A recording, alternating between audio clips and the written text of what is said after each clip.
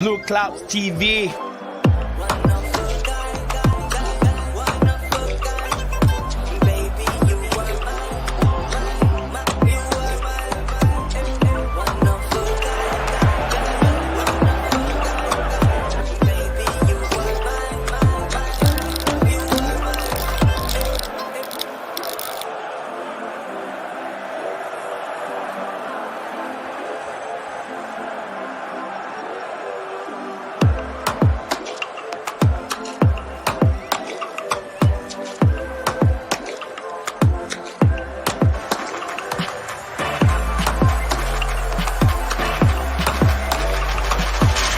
Good morning, my nervous.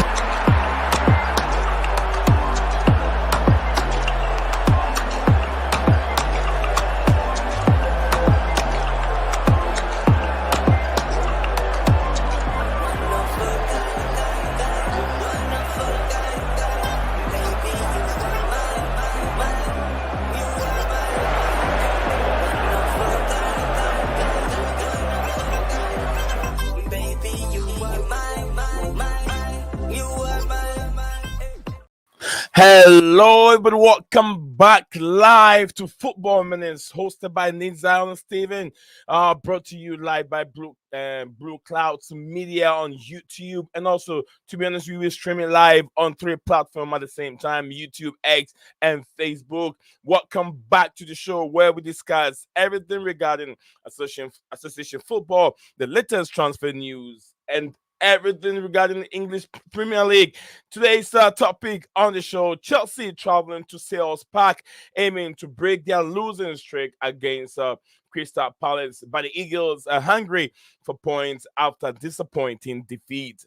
Will Mauricio Pochettino find the right formula to play Crystal Palace? We're live again. We'll discuss the nitty-gritty on both teams, the team news, injury news regarding both clubs going on to the upcoming games today. Later on, we'll also look at other news regarding the African Cup of Nations came to an end yesterday, and Ivory Coast emerged winners of that competition. And also the Super Bowl came to an end yesterday, where the Kansas City Chiefs won it again, and it was written in the skies. But yes, we are live, and we'll look into all this, the preview of the Chelsea and Crystal Palace game that will be taking place today, Monday. Will Chelsea win it, or will Crystal Palace throw some dust into Chelsea's performance, or will they throw dust into Chelsea's build-up? We'll look into that. Also, we'll be looking at the predicted 11. Chelsea's predicted 11 as the show goes on. So, guys, if you're here with me, do not forget to drop your comments in the comment section below, and I'll take my time to read them. You have any question regarding the big game coming up, or any question regarding the African Cup of Nations or the Super Bowl, drop them in the comment section below, and I'll take my time to read them. And also, if you have any predicted lineup, you can also drop them in there. And do not worry, I'm here for you. We'll be right back. Stick with me. Don't go anywhere. We'll be right back in a second. Thank you for watching.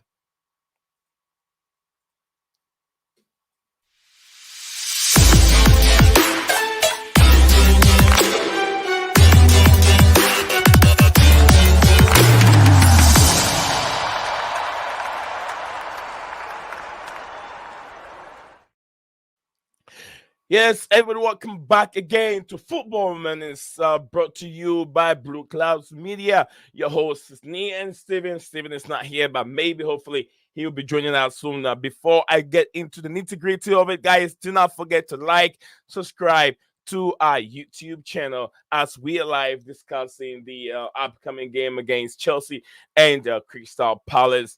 So we already got Steve in the building. Steven G says, how are you doing anyway? How are you doing, everyone? We are doing perfectly well, Steven G. Crucial coming from Steven said, crucial that we set up the same as against Villa. Obviously, no Badishia, so that's gonna be a problem, because Cowell and Chaloba won't be ready to start, which means Silva starts outside that same team. I'm glad Mustafa will come back again to the show. This is Big Up Nia Steven. How you guys are doing, Gulam? How you doing, Gulam? Yes, Gulam, sure Gulam is doing very, very well. But we are live again, guys. We are live again discussing the preview of the big game coming up. It's always a big game. Premier League is always a big game, no matter who you're playing against. You could be playing against a relegation threatening team, and yeah, they can always pull an upset. So we'll be looking at that. It's very, very, very important to look at Crystal Palace. They're not playing very well, and I think that owners of Crystal Palace made a very, very big mistake after Ray Hodgson were able to pull up some good surprising wins and did very well with the team last season. I was thinking it was about time they part ways with Ray Hodgson, but not to extend his contract and give him another chance. Because look, Ray Hodgson is 70 years old. What all are you gonna get from him? This man don't have that much of an energy. With all due respect, he is, he has done a lot of work for the English national team, for some clubs in the Premier League. He's done a good job. He's been around for a long time. But it's about time that Crystal Palace have give chance to these young and up and coming managers, all different, manager different managers with different ideas. Ray Hobson's ideas are still good, but then you could say maybe it's outdated. The style of football hasn't been good because Ray Hobson team, and I know they have been suffering and going through with lots of injuries. With that, I will give it to them. But then with the kind of players that they have, you expect to see good football. Ray Hobson team, they have Eze, they have Olise, they have Magayi, lots of quality players. Mateta is still there. Good players are there. They could get, they still can play good football and get the best out of this player, but out of these players, but it's not happening. Why? Because maybe the style of football, the young players doesn't fancy it. A new manager has to come in. Would they sack Ray Hudson now? I don't think it's a good idea for them to do that. If they want to sack Ray Hudson, I think they should have done that. A couple weeks ago or a month ago, because nothing is going to change. You get what I'm saying? All right. So Gulam said, "Oh okay. Oh well, Steven, how's the recovery going?" All right. It says going well, getting there slowly. Big up to 1207, 1207. Big up to you too. GWS at Steven. All right. So guys, we'll be looking at the another combined. I'm not going to do a combined 11. The reason why I'm not doing the combined 11, because if you do a combined 11, you're not going to have much of Crystal Palace players in this combined 11. It's going to be all Chelsea, so it's not going to be fair doing. But I will be doing a predicted lineup based on what we have last time against Aston Villa. I'll put out the same kind of lineup and see if that'll help. But Badishia won't be there. And we'll be looking at the injury news for both teams at this moment. We'll be looking at Chelsea. Crystal Palace will be missing, Olise, like I said. Eze, I think Eberici Eze, also another player that Crystal Palace will be missing. They have their captain, McGay. But besides that, they have other players on the bench already going through nesting injury. So these are key players. McGay is a key player for Crystal Palace. Chelsea have to take advantage of missing a player like Magay. Chelsea have to take advantage of missing a creative player like Olise and Eze. And Eze is the name. Eze is a very, very good player. Eze or Eze is a very, very good player. I've seen this guy play before. He's got a wicked left foot, and we'll be looking at this and how can Mauricio Pochettino get advantage over missing these top key players. Chelsea, I think with this game, Crystal Palace have no chance. If you tell me Crystal Palace has a chance against Chelsea in this game, then there's a problem. If Chelsea don't come out with a win, and I know Chelsea's problem has been the low block situation, but Chelsea should be able to make it out. Chelsea Football Club should be able to play against a struggling Crystal Palace team and be able to come up with all 3 points. I don't care the number of goals they score, but I'm worried about the win. The 3 point is all that matters because now it looks like we were fighting with that, with the 11th position or 10th position. Now we found ourselves in 11th position. We can't even, hold on to the 10th position anymore. So 3 point is very important. The team is flying right now. The beaten Aston Villa side who just lost the game. So now it's Crystal Palace, and we have to make that count. Chelsea have to make that count presently. Mauricio Pochettino and his boys have to take much responsibility going to Selhurst Park and bring back all 3 points. Guys, it's the time there where I always drop the link. Right after 10 minutes, I'll make sure I drop the link in there. I'm gonna go through Chelsea's list at this moment. Chelsea team news: Liverpool, who has returned training after missing at least I think 4 games so far. But now the follow and center back Badishir is also gone. Also will be gone for almost about a month. Yes, about a month. He'll be joining Reece James, Wesley Fofana. I think Cucurella also, Romeo Lavia and Robert Sanchez, Leslie Uguchuku, all these players, Fofana, Trevor Chalobah is returning. Trevor Chalobah, we've been waiting for him for quite a long time now, might return to the pitch. Probably he's not going to start. He might end up starting from the bench. So that's just by the way. So we have these players who will be starting for the game, and those that will be coming from the bench. So let me drop the link in the comment section below, as I do all the time. 10 minutes after I start the stream, and anyone there that is free, you can join the stream and let's discuss.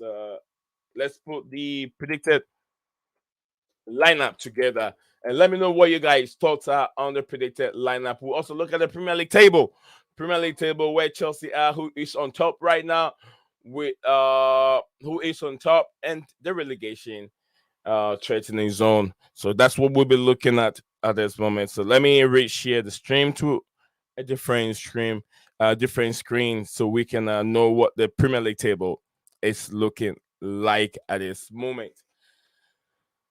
So if you are watching live, this is what we're looking at this moment. Let me know if you guys can see that clearly. If not, I will zoom it in a little bit so we can all see it clearly. If you're looking at Liverpool at this moment, sitting there with 54 points, Manchester City getting all the mojo back, playing better now. Helen Haaland came out from the bench and netted 2 goals. Impressive. Haaland's a good player. Now they are on the same point with Arsenal. Arsenal sitting third right now, with Tottenham Hotspur on the fourth. Yeah, back in the top four. Aston Villa, yeah, they keep dropping point each and every week. They're now with 46 points after impressive performance beginning of the season. We have Manchester United also and sitting in a sixth position with 41 points. Newcastle United in that order, seventh with 36 points. West Ham United, another London club, with 36 points, sitting eighth. Brighton and Hove Albion sitting 35. Have 35 points, sitting ninth. Wolf 10th, Chelsea in 11th with 31 points. Let's see our opponents that we'll be playing with. Chelsea will be playing Crystal Palace today. And where is Crystal Palace? Crystal Palace sits, I think, the 15th position with literally just 24 points. So not far off. Chelsea 29 points. So Chelsea have to get all that 3 points and move away from there. Steven is in the building. Steven is joining us here in the building today. Let me get him in. Put my headphone on so I can hear him talk. Big up to you, Lord. Lord of Nation is in the building. Lord said that I'm confident, but I sure it's But issue is I don't trust my players. Oh, okay. Hope I can see. I'm confident, but issue. Okay, issue is I don't trust my players. God, I can't see better. What's that one again, sis? Or Or Poch. Poch. Thank you very much, Lord. Thank you very much for your comments. I've dropped the link in there. Anyone there, feel free to jump in as we discuss the preview of Crystal Palace and Chelsea's game today. Yes, it's happening in a couple hours' time. It won't be far off. Maybe I'll say in the next 2.5 hours' time, it will kick the kickoff. 2 hours 15, I think, to be precise. Okay, 2 hours. I think by UK time, I think kickoff is 7:30 by our time here. Beautiful. So, yeah. But before we get into it, Stephen, how were you doing today? Yeah, not doing too bad. Right? How is the your surgery and how is it healing? Yeah, it's healing alright. It's just, you know how it is. It's slow progress. Yeah, So, beautiful. yeah, you know from experience, it takes time, but I know, it's worth it if it sorts it out. I know. But beautiful, it's nice to have you back on the show and hear your voice discussing and talking football again, and not any kind of football, but we're discussing Chelsea FC taking on Crystal Palace. Crystal Palace have had good times against Chelsea, but do you think this is the right time for Mauricio Pochettino and his boys to redeem themselves, go to Selhurst Park and get all the 3 points, and then be able to call it a day? Because consistency is very, very important, Stephen G. It depends, right? If we stick with the same lineup, obviously Badiashile can't play, so you have to take him out. Yeah. But except from that, if you keep the same lineup, then I don't see why there'll be any issues. All right. So Steven said to keep the same lineup. Chelsea are used to playing a 4-2-3-1 formation. 4-2-3-1 formation is what we'll be looking at this moment. 4-2-3-1 B. Yeah, 4-2-3-1 B. It's the formation we'll be looking at right now. So Steven, at this moment it looks like Chalobah will be returning from he'll be returning. He's probably gonna be in the team list today. Is that what we're hearing? Yeah, apparently Chalobah and Colwell could both be in the squad.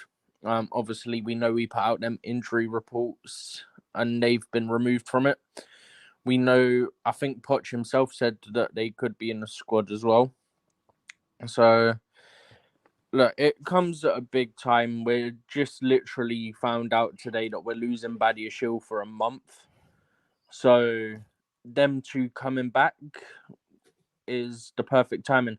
Granted, Badiashile plays more on the left than the right. I think he has played on the right once or twice, but predominantly left centre back. Yeah. Which is where Colwell plays anyway. So we got that covered.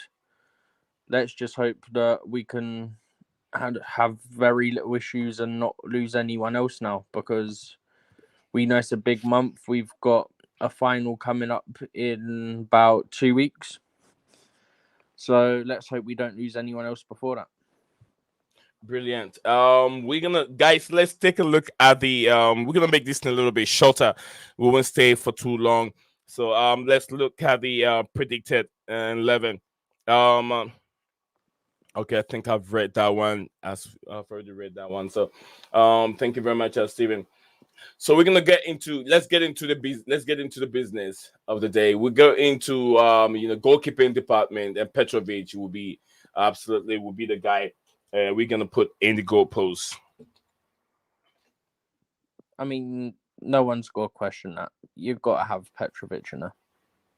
Right, brilliant. So we have Petrovic in there. I'm not. Sometimes this thing doesn't tell me the right or left centre back. I'll try any of them. Thiago Silva. You know, when you go to it, I think it has like a ring around it, so you can tell which one it is. See, I'm right. My mouse is right on it, so it doesn't say if it's. No. When you go to the text box Over here. Oh, don't do it. It used to do it. Yeah, it's not doing it. But okay, so we're gonna go with it. This is please. Okay, back. All right, Thiago Silva will be there. Which is a big worry. Why do you say that, Steven? Because we saw the difference, right? Look at how we play with Silva. And look, I said it. I think I said it when I was on here last time. I said, like, we love Thiago Silva. The guy's a legend of the sport. Glad he came here. All that stuff, yeah. But for Poch's system to work, you need two mobile centre backs. Silva isn't a mobile centre back, and that's where we have issues.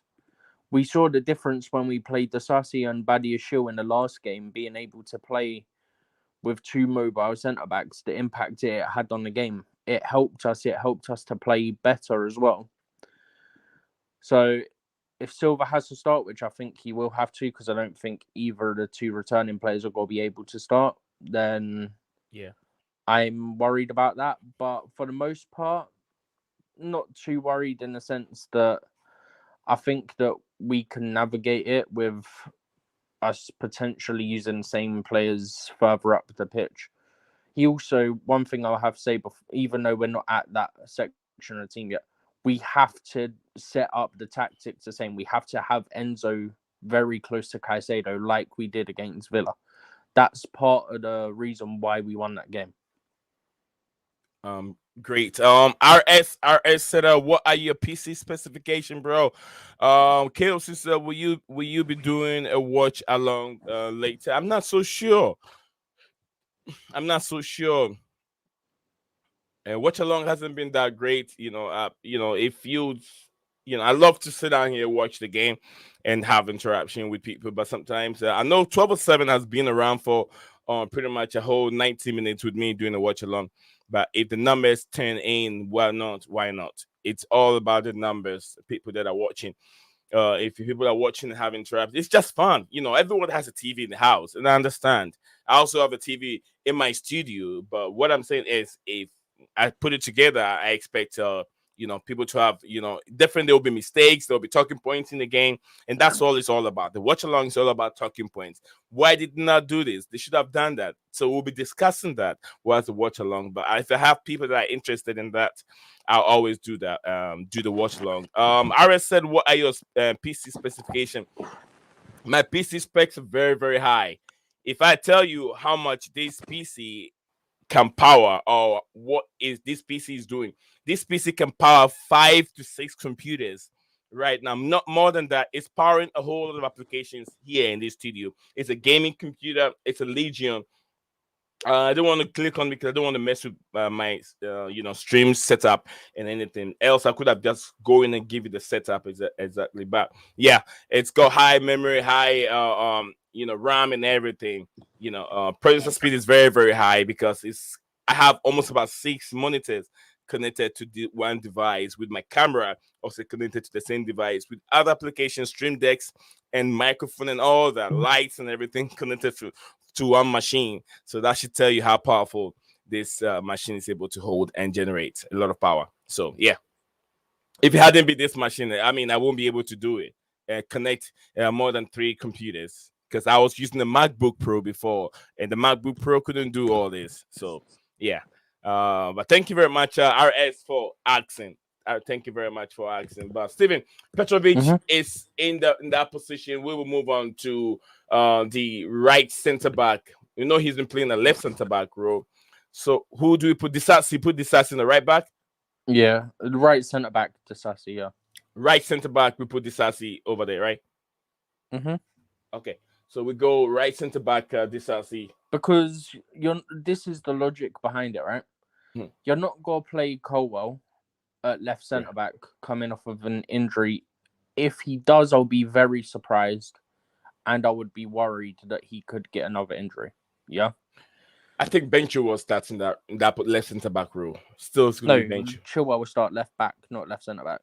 Left back. I mean left back. Yeah, left back. Yeah, you're not gonna start Colwell left centre back coming off of an injury. If he does, I'll be surprised and alarmed, because obviously the risk of re-injury.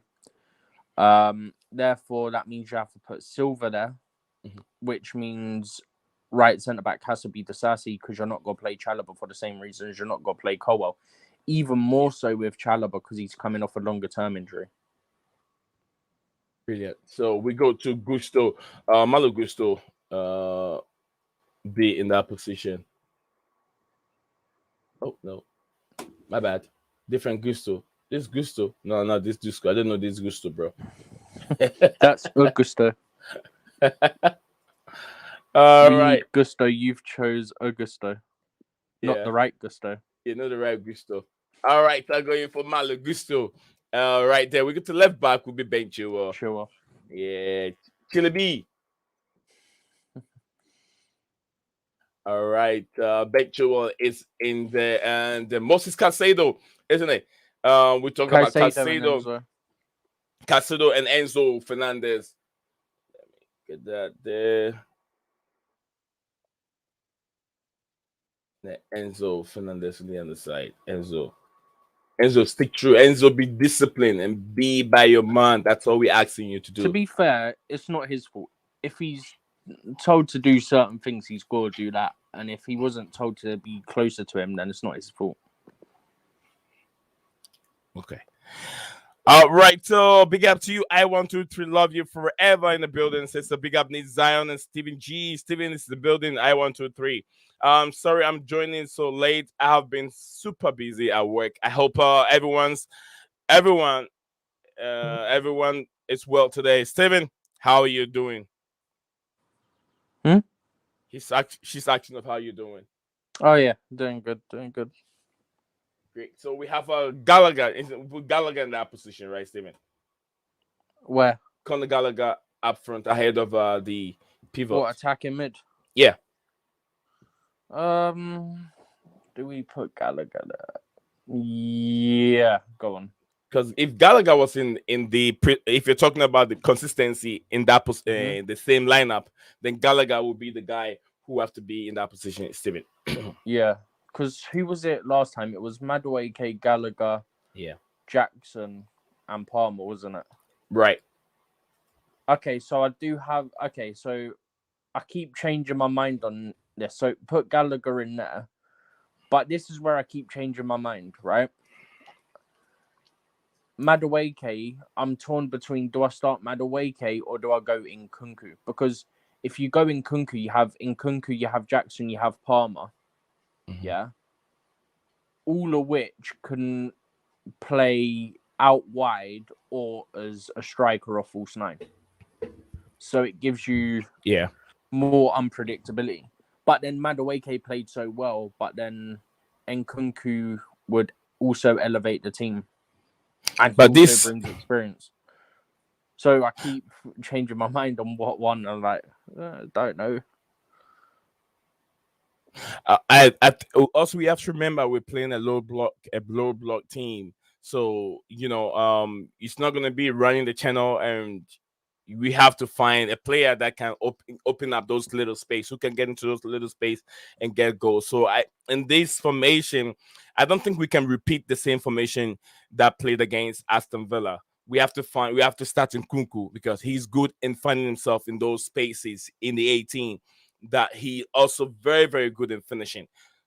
It's a difficult one, though. This is what I'm saying. It's a difficult one because there's the obvious argument that Madueke played so well he doesn't deserve to be dropped. But then there's the aspect of Nkunku, with all due respect to Madueke, is a better player and he has experience. Right? And what have we been talking about all season? We need experience in this team. All right, so it's a bit tricky. It's a bit tricky. The game is a bit tricky. I'd feel sorry for Madueke if he got dropped, but if it's Nkunku coming in, I'm like, I can see why.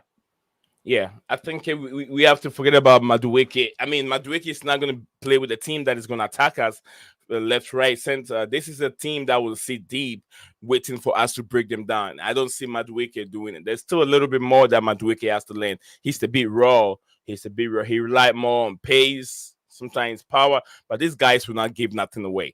They will sit deep. RS, big up to you. RS said, I watched athletic video on how Enzo Fernandez is underutilized, saying Enzo underutilized, saying Enzo should not move forward and just remain back to detect play like Pello and Jorginho. Jorginho used to do form single pivot what our thoughts on those, Stephen. So this is coming from RS. He has watched a video from Athletic on how Chelsea Mm-hmm. must get the best out of Enzo Fernandez. He need to sit and take the pace, not to move forward. And just like we saw with him and Caicedo against Aston Villa, how brilliant he was, how smart move many smart move that he made against Aston Villa. So according to RS, we need to keep this guy in the deeper role, very close to Caicedo, and Mm-hmm. Chelsea But will that's also reap what more I've just said results. as well. Is it's the same thing, right? Yeah. We all know this, that you need him to be deeper because it helps Caicedo. Definitely. Like that's So one of the key Poch things has for been why we playing want. this guy in the wrong position. But Was he not whilst he has was he been not doing playing, that, Steven? right? Was he not playing the same deeper role last season under Frank Lampard and Graham Potter? Yes. But if I remember rightly, he has also mentioned how he wants to play more advanced. So then it's kind of difficult, right? I'm pretty sure I saw something about him wanting to play further forward, but then his best way to help the team is him being deeper. So it's like you kind of got to just accept it that we need you to be deeper. You can still make late runs at times into the box to help like us attacking wise, but for the most part, we need you deeper to help out. Guys, we're gonna look at Crystal Palace strength right now in a home. How many games they've won at their home ground and away. We'll look at all of this right after we're done with the combined 11. We hope that we can cover that within a I short thought you weren't doing period a of time. combined 11. Yeah, we're still doing it. Once we're done with the combined, not combined 11, predicting 11. My bad. Yeah, I'm getting confused over here. Predicted 11 after the predict. I'm not doing the combined 11 because Crystal Palace, I don't think any of their players is going to get into it. So no Well, combined no 11. one's fit. If they were fit, Yeah. you'd have Elise in there. Right. At least or maybe Eze or whatever his name is. Is it Easy or Eze? Eze. Yeah. All right. So in the right hand side here, who do we put here? Palmer will be the guy to be in that position. Whoa, you making a lineup without Palmer. Yeah, Palmer on the right. Yeah. I was like, you're making a lineup without Palmer. Something's wrong with you, man. Something's wrong with you. No, Palmer's in there, but I was thinking of where I'd put him. But yeah, I'd put him on the right. No, I'm asking myself. I'm making a combined, not a combined, a predicted lineup without Palmer. There's something wrong with me, Jonathan. There's something wrong with me over here, Zion. There's something wrong with you. We go with the left hand side. We go with Nkunku. Sterling. I put Sterling on the bench. I don't want Sterling here. Nkunku stays on the bench.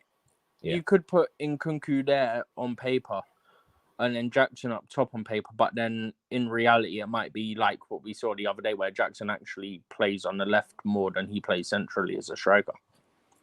Yeah, I think Jackson's. Steven, I'll put Jackson in his position, Kuku's position. I'll put Jackson there. I'll put Jackson there. Yeah, don't Jackson really make a difference. Yeah, and I'll put in Nkunku here. All right, so this guy was so brilliant on the left hand side as a winger, and we all know he used to be a winger. It was just recently, about a year ago, he started playing as a striker. So, to be fair, and I've said it before, whilst he needs to take more chances if he's going to be a striker option long term, you have to give him his credit, because being new to the position within the last, 18 months or whatever, yeah. And yes, you missed a lot of big chances, but you've already got, I think it's 9 goals and 2. You deserve your credit. As bad as he's been missing chances, he's also done very well. He's done brilliant. I think he's on 10 goals. He's on 10 goals so far, Steven. He's on 10 goals, isn't he? He's on 9 to be precise. It's 9 and then I think 2 or 3 assists. That's not bad for. I think it's how much 2 Chelsea spent 35 million on him. FA Cup and then 7 in the Prem. Huh? Just I'll say 36 million or something. That's what Chelsea spent on him. It's not Yeah, like he had a 50 release million clause or about 60 that, and that's million. what we paid. Right. So I think that people that are always putting blames on pointing fingers at Jackson, I'll say, look, this guy has done a very good job. Compare him to Rasmus Højlund, who scored almost about 3 goals so far, 2 or 3 goals in the Premier League, 3 goals in the Premier League, and they spent over 80 million on him for Manchester United. Chelsea spent just literally 35 million on Jackson. So he's done a very good job with I think, almost 10 goals in the Premier League. How many assists? Even 3 or 2? You said 2, right? 2 or 3. This is in all competitions. I was saying. Okay. I So think yeah, it was you anyway. know, But yeah, yeah. he's So he's done all right for first season. He's doing all right. and Steven, remember, he hasn't get that many injuries as other players. He's always there, available I to don't think play. he's been. I don't think he's been injured for us, has he? I think he only got No, a suspension. no. Remember, he had the suspension. Also, he had the surgery. Yeah, he had So a the surgery suspension. I also don't ruled think him he's been out. injured. When the surgery ruled him out, a game that he was supposed to play, he didn't play because of that surgery. But then we were going towards the weekend. Oh, he missed Yeah, like one game for yeah, his wrist. yeah. No, that was So international game he missed, wasn't it? something like that. I can't remember I think exactly. he only missed the international game. I don't think he's missed one for us. I could be wrong. So I mean, it's not that bad on how much Chelsea he's done for Chelsea so far.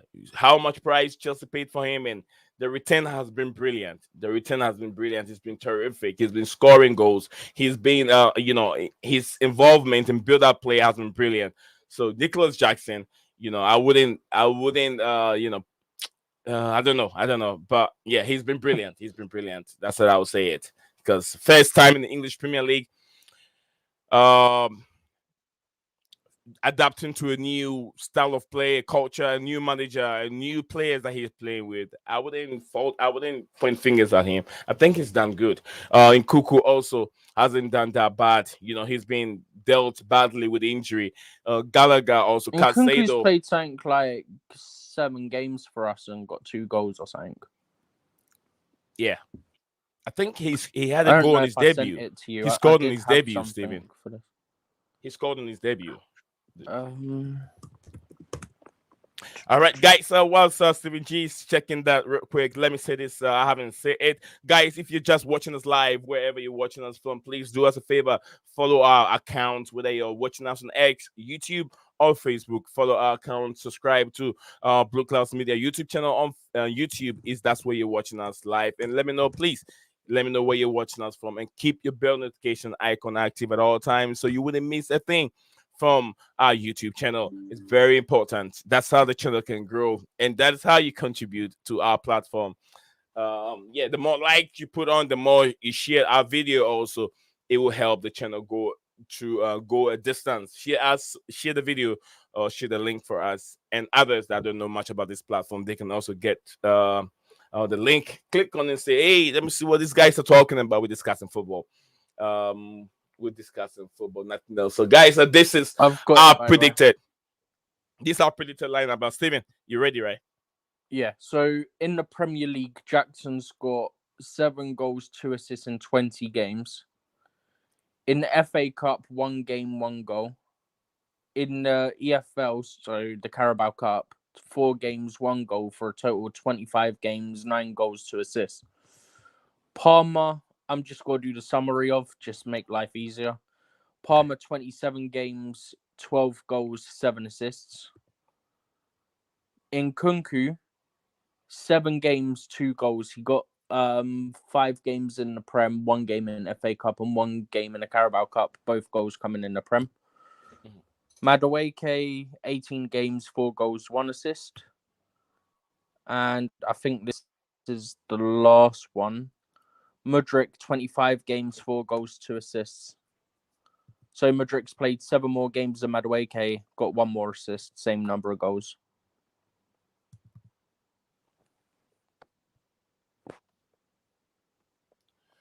All right. So thank you very much, guys. You had the statistics. You had the statistics. It's not that bad from Nicholas Jackson.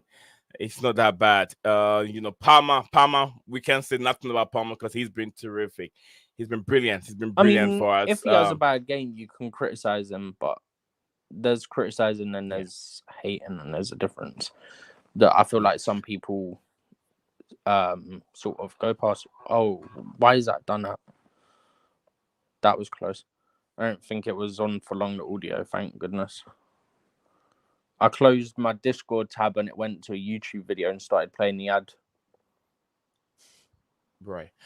Troubles. RS said I don't rate Jackson much. I hope he proves me wrong. But if Modric and Jackson are our left wing option, then it's going to be I mean, there's tough. Sterling, but no one wants Sterling, really. Yeah, there you have Sterling. You have Raheem Sterling. Sterling, what do you get from Sterling in the whole season? What have we got from Sterling? He does better with a team that is Like, really he's got struggling. some numbers. Like, he's got some numbers, yeah. But at the same time, he's not performing to the standard he should, or that Steven, we would Sterling is very expect. frustrating to watch. Sterling Bro, is do you very, think I very don't know this? I've wanted this guy out for a long time. Sterling is very, very frustrating to watch. He does the good things right, and when it's right time for him to do the right thing, he doesn't do it. He can At run the times, channel, he can take do you know players what it on, but is? when he gets He to the sometimes 18, overcomplicates it. yeah, That's what it is. that's when it gets to the 18, the right decision is not being made, and I don't get it. I was reading some article, something on Ryan Sterling. What I heard is he's been trying to better his game. He knows that he's not been playing very well, but having Ryan Yeah. Sterling, if you watch Nicholas Jackson playing as playing as a left. Playing a left wing position against Aston Villa, he was brilliant, and that's all we've all seen from Nicholas Jackson. Take the goals away from Jackson. Take all those misses away from Jackson. Nicholas Jackson's build-up play is always spot on. He always dropped the defense very well. He's always on the rise, trying to get goals. You get what I'm saying? I say he hasn't got that experience. We all understand the experience is not there. He's learning. It will take him time. But look at this guy doesn't make anywhere close to what Raheem Sterling make a week. Sterling makes over 350 £50 a week or dollars a week or euros a week. Something And like that, how yeah, yeah, 350,000. what's his output? How much does he give to Chelsea? Look at the games that we've lost against His Nottingham output is Forest, zero. against Aston Villa. Sterling plays all these games, and we lose all these games. Well, are you happy seeing Sterling playing the left hand side all the time, RS? I know you're not happy, but are you happy seeing Sterling playing that position? I still remember Sterling missed against Leon. As a Leon never rated him, so he doesn't even rate Leon Ryan Sterling. Yeah, he's just I wouldn't say tapping merchant. He just a run around the channel merchant who doesn't have any end product. His end product is very low, very very low, considering the positions that he found himself. Very very low. Sterling, he's been on the right. He doesn't do anything. On the left, he doesn't do much. So where do we put Sterling? No one knows where to play Sterling right now. You know. I So do. we're on the bench. Yeah. Oh, okay.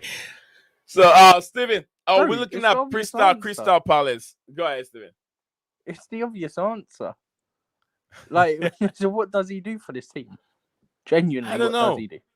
I don't know. I like Sterling. The reason why I like him is, we sold all the experienced players from Chelsea. So it's time to keep an experienced player. And this experienced player is not showing that experience in the team.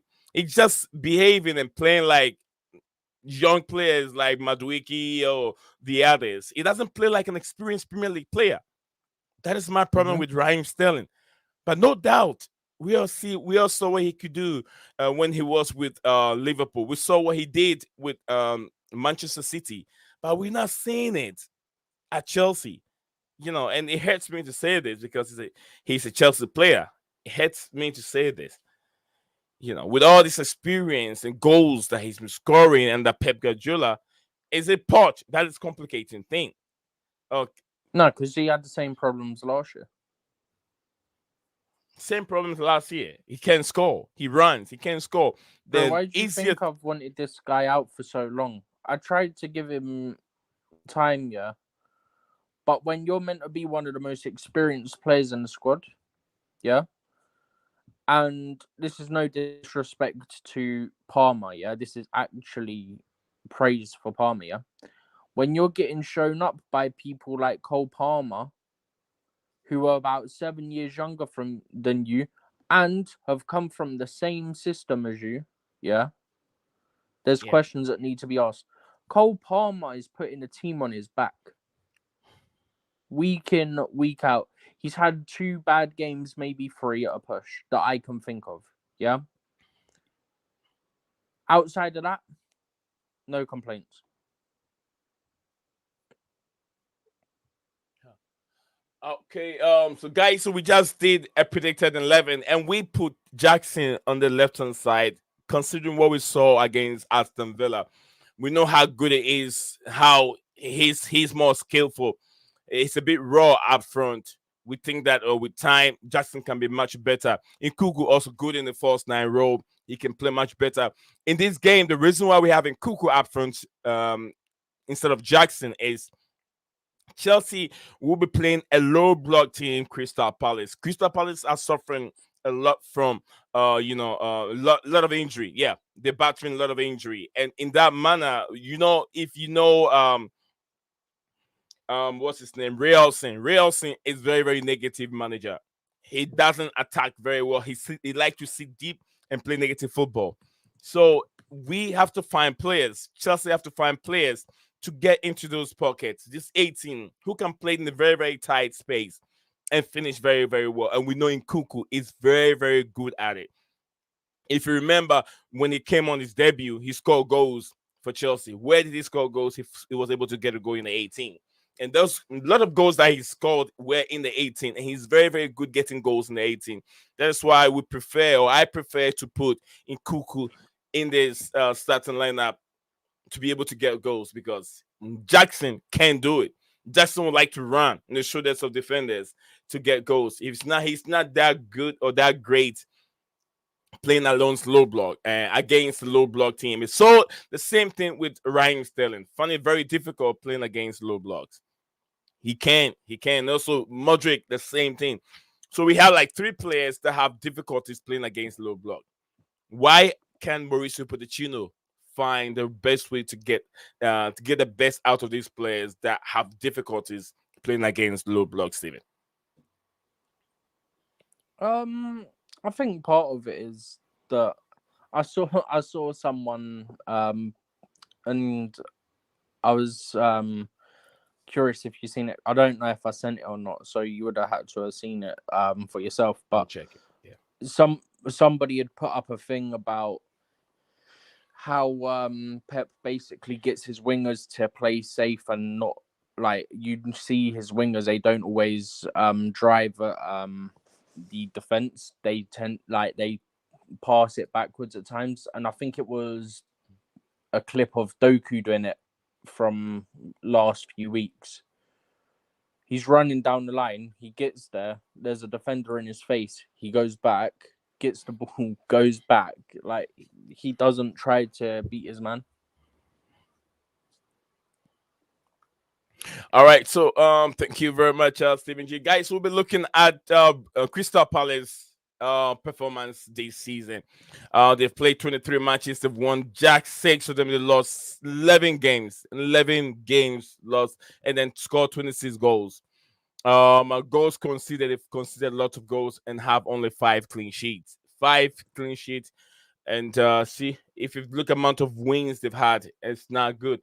And look at the goal scoring ratio. Score 26 goals. Goals per match is 1.3, 1.13, and shots on target or shots. Number of shots they've had is 267, and shots on target is 96. Which is not impressive. Which is not impressive. Impressive compared to the number of games they've played, 23 games. Shooting accuracy is 36, which is kind of low, which is low. Penalties scored, they've scored 3 penalties. Big chances created is just 27. Hit woodwork is only 3. So they don't shoot that many. They don't shoot many, only 3 woodwork. And defensive here. Team played. Let me look at the disciplinary record here. They have 41 yellow Just don't cards. look at Jackson's. I'll try not to look at Jackson. Crystal Palace have had 41 yellow cards. Red, they have one red card. Fouls is 198 fouls. Offside is 30. 30 offsides is what we have here. Error leading to goals is very important. We have to look into it. 3 of them, not that many, but 3 error leading to goals. So Chelsea will be probably too many. Chelsea will be probably too many errors. Saves, 58 saves, goals conceded per match, 1.74. So yes, they have high ratio. There is a chance that Chelsea will have had a chance. Chelsea can score goals against Palace today. Steven, anything you want to say regarding the Crystal Palace performance this season, based on what we have on the screen, Steven? There's not really much to go on, in my opinion. I mean, look, we know that they lost Zaha, and it's proven be difficult for them. So I think the issue is that Arteta hasn't stepped up enough, and he hasn't sort of taken over the role, and that they need to get someone else to come in. But yeah, I mean, kind of expect them to struggle. Not gonna lie. I think a lot of us probably expected them to struggle, to be honest. But yeah, I still think they could be doing better than what they are. All right, thank you very much, Stephen G. We're looking at the poll that we have on the stream today. What I said was how Chelsea versus Crystal Palace, who will triumph in this game, and a lot of people. We have 10 votes. Thank you, everyone that voted today. Chelsea bounced back. I have 90% of the people saying Chelsea will bounce back, and then I have a few 18% of the voters says it will be an intense draw for both teams. Stevie, do you see a draw coming? I know you don't predict, but do you see a draw coming? No, I think we'll win. Okay. I think I think it'd be difficult because what I said about silver and stuff, yeah, I think that'll make it difficult for us. But, and this is the key thing, I think there's enough in our attack to do damage to make up for us having to have silver in defence and us losing the mobility in defence.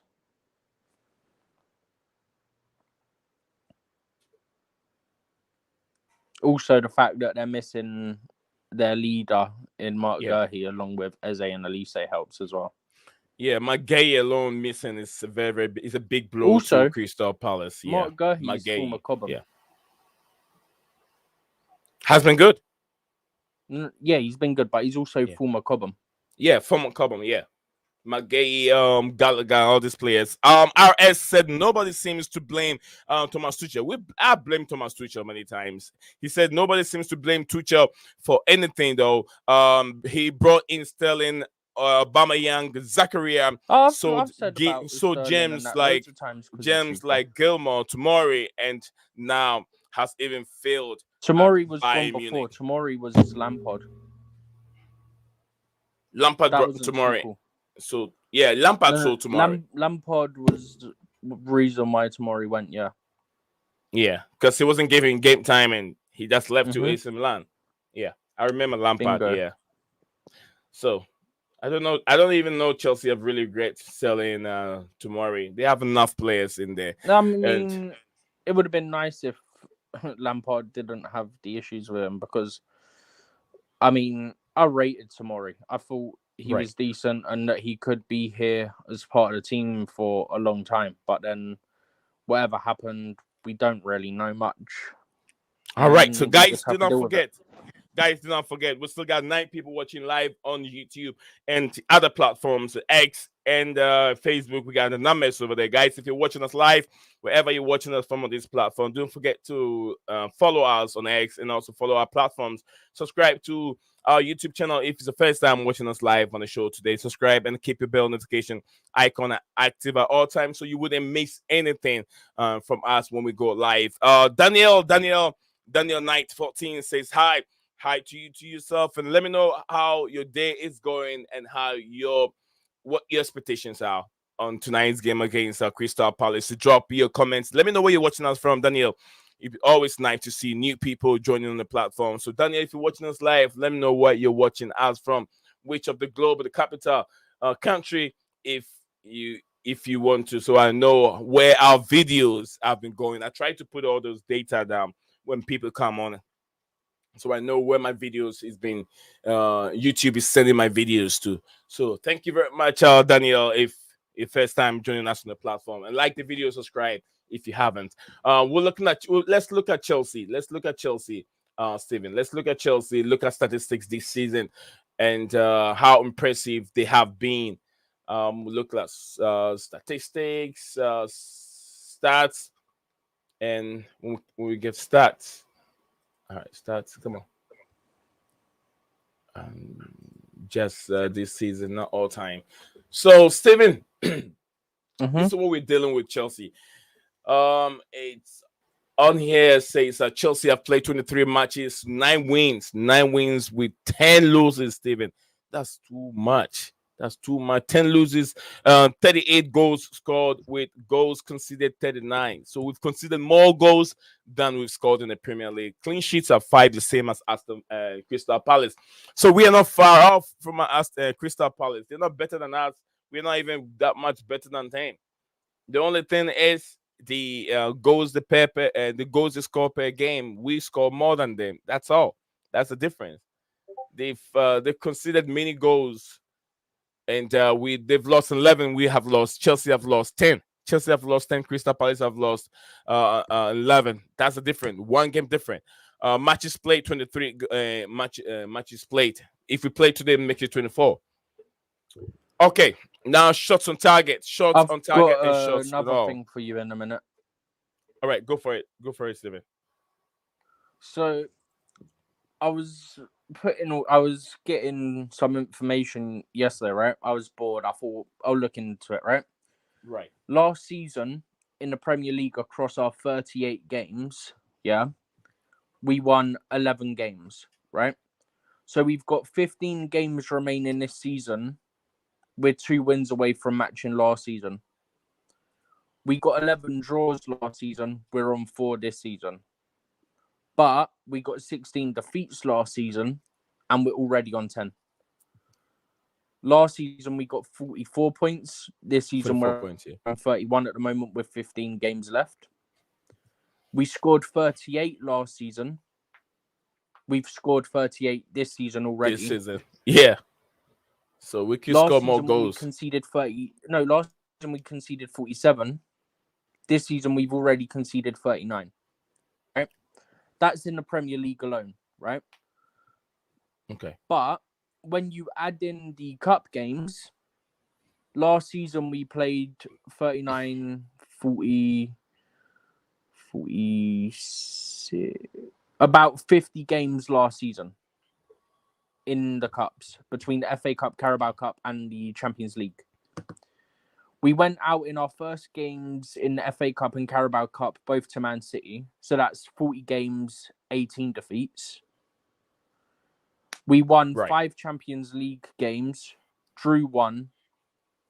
So that's 6 games. So you're at 46 games, 16 wins, 12 draws. Then we lost another 4. So we had 22 12 draws, 16 wins last season in all competitions. 12 draws, 16 wins. 12 draws, 16 wins. Are you there, Steven? 22 defeats. Yeah, and 22 defeats. Okay. That was last season. This season, there's some kind of a similar numbers so far as of now. But we have then some this similar season, numbers. we're not in the Champions League, right? This season, we're not in the Champions League. If we count the penalty shootout victory against Newcastle as a win instead of a draw and then a win on penalty shootout, just to make life easier, yeah, because we did win, we did go through, right? Makes life easier that way. Right. That would be 5 wins, including the penalty shootout.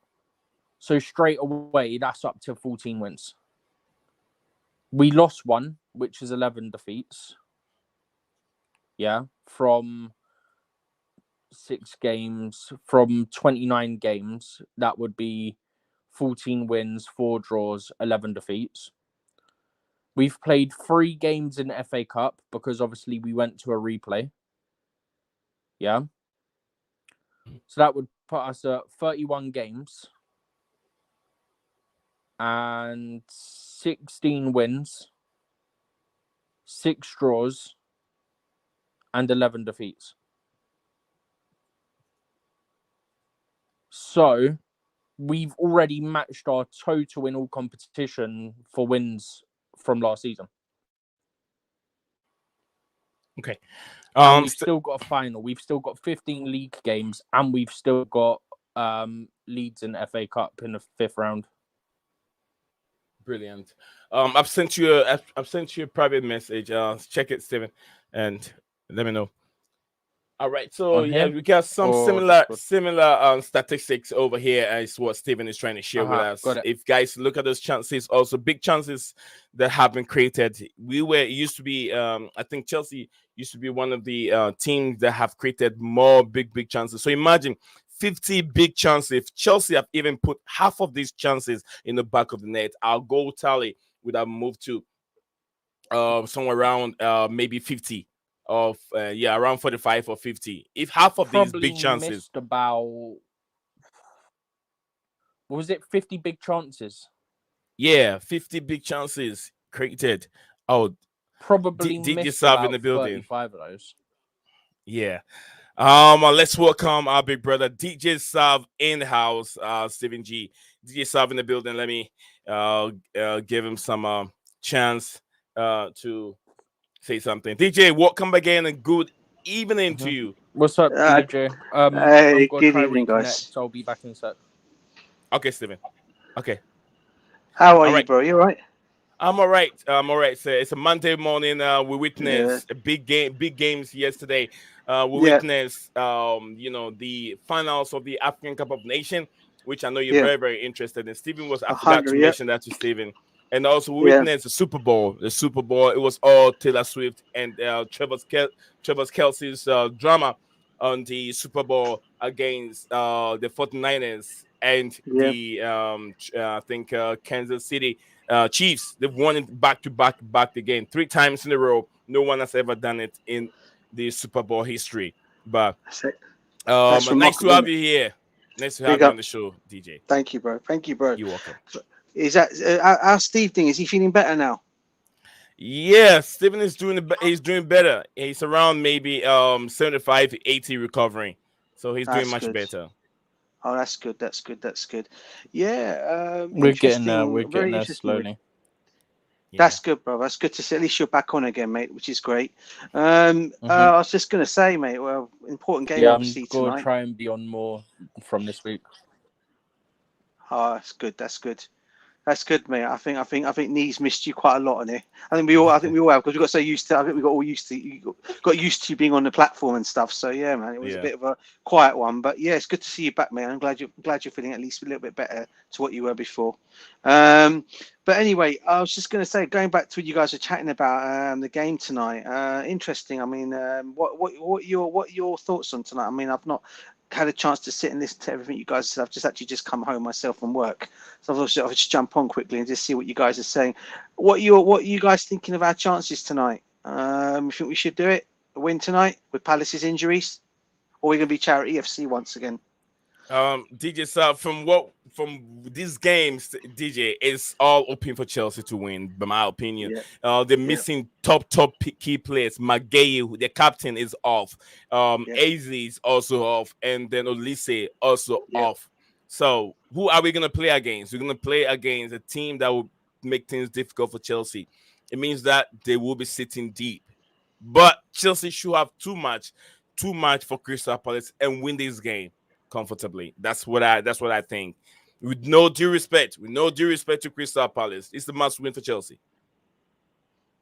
Yeah. Steve, is he still there? Or is he gone? Steve, you there? I think we lost Steven for a second. Oh, Probably, but we lost okay, him. no worries.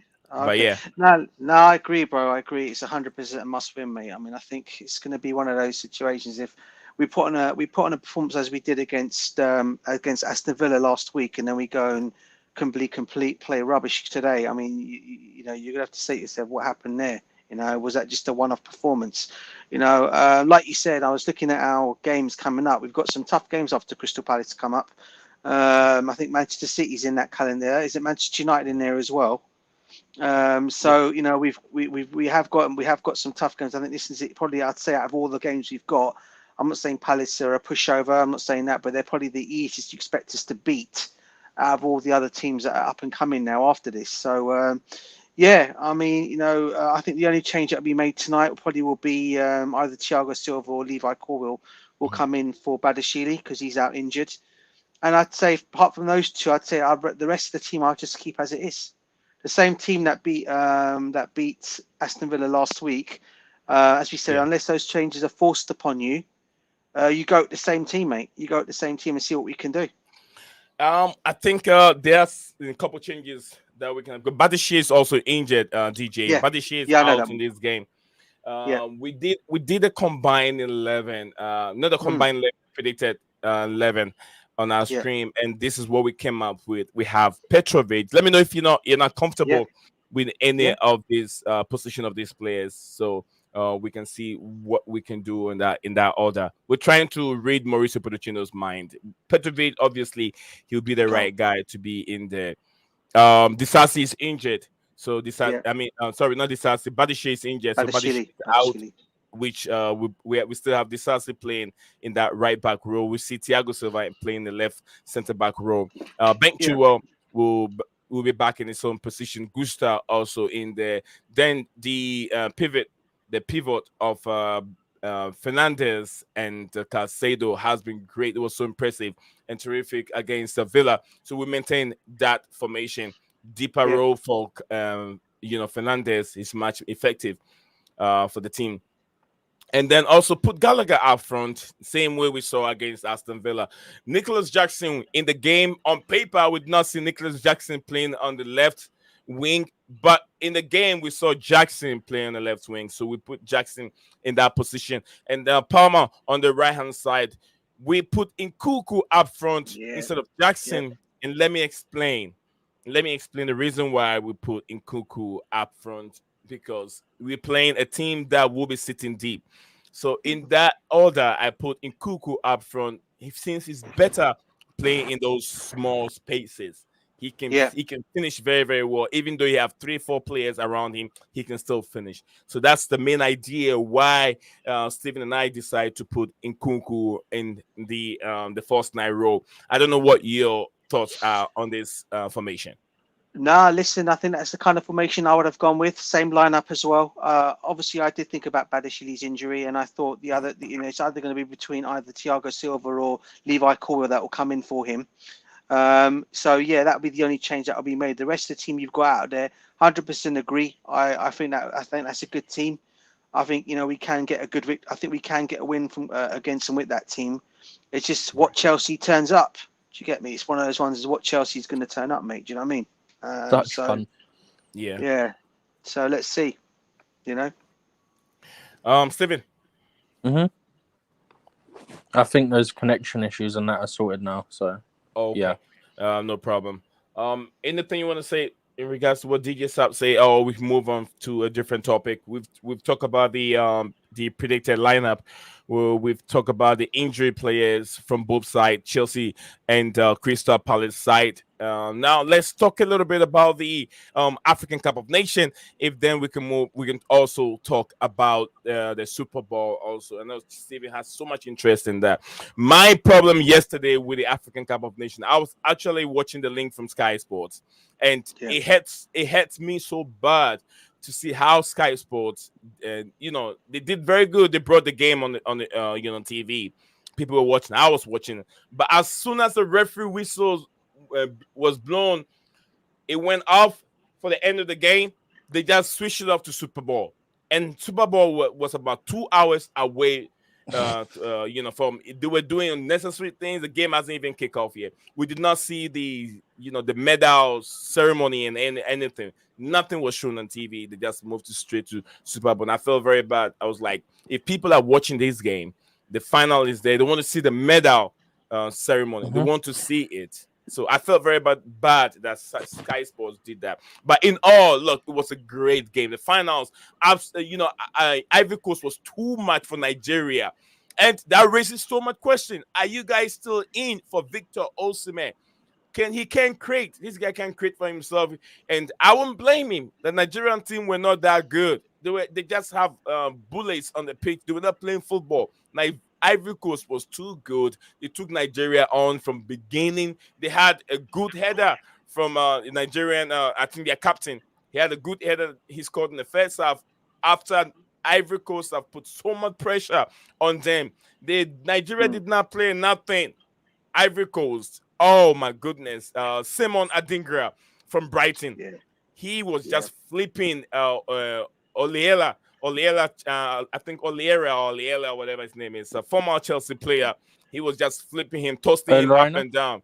Oliena, yeah, after that. Oliena, the Nigerian, the right back, yeah. I think left. Is it right? Left back. Was he left? No, right back. Right back. Yeah, right back. Yeah, you're right, TJ. He was just tossing him up and down.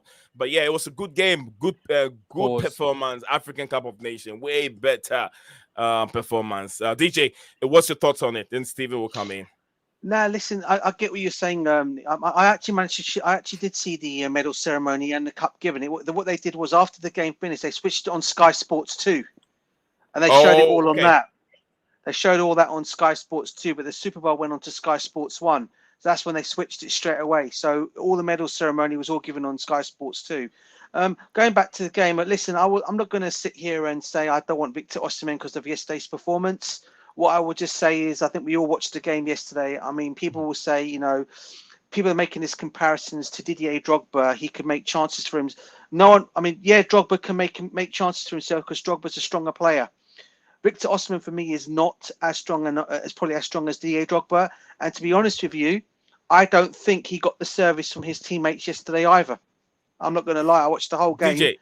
DJ, yeah, look, I agree with you. I agree with you here. Yeah. And disagree with you. Osimhen is a very, very physical player. He's very strong, but he did not get the right service from his teammates, which is spot on. Thank you. Meaning the fact that when I say that, I mean people, because I was reading afterwards of the people that were coming out in the comments saying he's got no physicality, he's got no this and that. No. And I'm like thinking to myself, well, he has, maybe not as strong as, because people always, I don't know why all people seem to make this comparisons to Didier Drogba and Victor Osimhen. I don't know why, because of I don't understand why, because maybe it's because they're thinking they're probably the same height, but maybe he's supposed to be the same as Drogba. I don't know. But for me, look, what I was watching of him yesterday is he wasn't getting the service. I mean, he hardly had a sniff on goal. I don't think he even had a shot on goal yesterday, to be honest with you. And when they got their goal, I think it was his captain that scored their first goal when they were actually leading in that game. The guy that was at Watford, right, centre back. Yeah. That's the guy. I couldn't get his name. Thanks for telling me, Steve. Yeah. I thought, but Ivory Coast yesterday, man. I mean, they were excellent. I mean, I've always said it before. People used to go on about Frankie Kessie, right? I always wanted this boy at Chelsea a long, long time ago, and I said it when he was linked with us years ago. Why we didn't make this move for him, and I think he proved to me. I think he proved to everybody yesterday what a player he is, and his goal. What a goal that was yesterday as well. That header. Yeah. Frankie Kessie. What a player. All right, so let's go to Steven. Let's welcome Scala. It's in the building. Scala, welcome back to the channel. Yeah, can you hear me? Yes, we can hear you. How are you doing, sir? Yeah, I'm good. Big up to everyone. Good. Yeah, I was listening to you guys talk about the AFCON, and I don't think I ever seen so much coverage of this tournament previously than this year, which is great because if I'm not wrong, someone, I think, wasn't it Yaya Toure? He said that if every African country, became serious and started to invest, they could easily win the World Cup. I think there's a lot of talent in that part of the world, and you can see now when you're debating about Osimhen, even though I don't consider him like he's a world beater, but you can see the price being thrown around for a player like him. So Yeah. yeah, DJ mentioned about Frank Kessie. I wanted Frank Kessie as well at United before he went to Barca. I mean, he played against us in the Europa League, and he was quite simply their best player. So yeah, man, African, especially with Chelsea, you guys have so much of history with African players. So Yeah. yeah, it's not a surprise. Every third player has some part of his career at Chelsea. So Thank you. yeah. Thank you very, very much, Scala United, very, very top Manchester United fan. And Stephen G, what's your thoughts on the whole African Cup of Nations? My problem right now is the investment in money. A lot of money has to be invested into this African Cup of Nation because look, we talk about European competition. I didn't. When I was talking about these two competition, I wasn't talking much about finances. But if you talk about the euphoria, the celebration and everything, African carries it all. But if you talk about the more investment money, it's more into the European one. Yes, they have more money, but Africa has more money. To be honest with you, Africa has more money than any other competition in this world. The Super Bowl alone. Look, this is just America. This is just America. The Super Bowl alone was over 100 million. World African Cup of Nations, if you win, it was just 4 million. What the hell? Look, countries alone, over 10 countries mine or produce so much gold in that country. South Africa, the leading producer of gold in the world. Nigeria, Ghana, this country produce so much gold.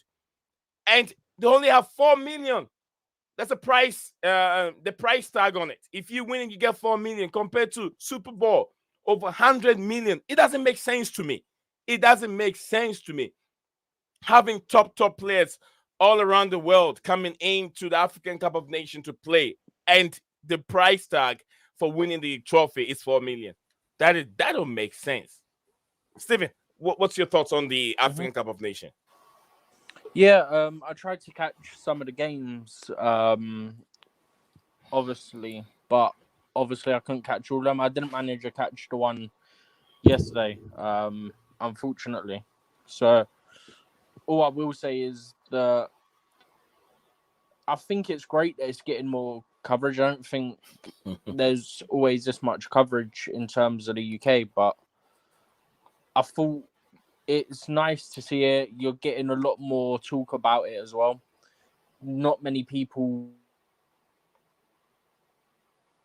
watched it because obviously you had Jackson for a bit, and then you had obviously Osama were linked with and stuff like that. I know some people who watched it because obviously you've got a couple of former Chelsea players in it as well. But I think the issue is that I think it needs to be shown more as well, right? Because we talk all this stuff about how African players, like there's like some big names there, right? And there's some names that we probably hear out of nowhere that if we were able to watch AFCON, we would know more about. Right. But they put it on the channels like Sky where you have to pay for it. Which, if they put it on free views, so to speak, yeah. So your BBC One, your BBC Two, your ITV, all that, where it's openly available for anyone who wants to watch it. Yeah. I think the interest will go up in it, and people will know more about the players. Also helps, because otherwise you get all just randomly discredited.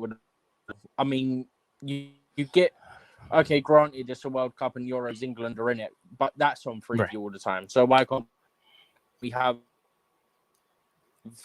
competition? We haven't. The Cup was on at the time, and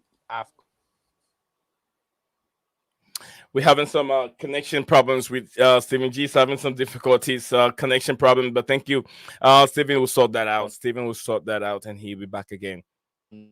RS said Osimhen couldn't hold the ball. To be honest, he got dominated.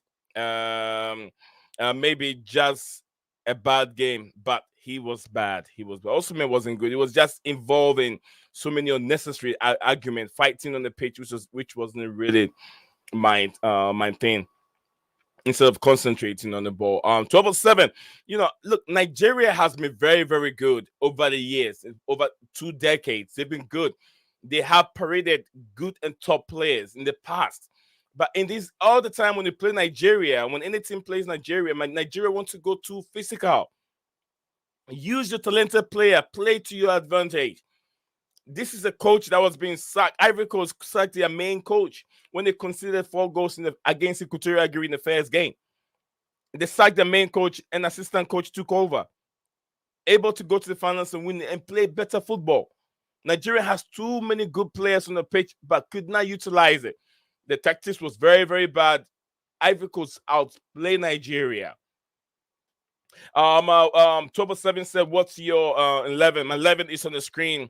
If you have anything regarding the 11 that we have, I can also explain to you. You can ask questions about my 11. I can explain everything to you. Lord Vipination said that's because RS came game week 8. I don't get that very well. Lord, come again. He said, hopefully we win today 3-0. Lord Vipination said that's because Potter came at game week 8. Okay.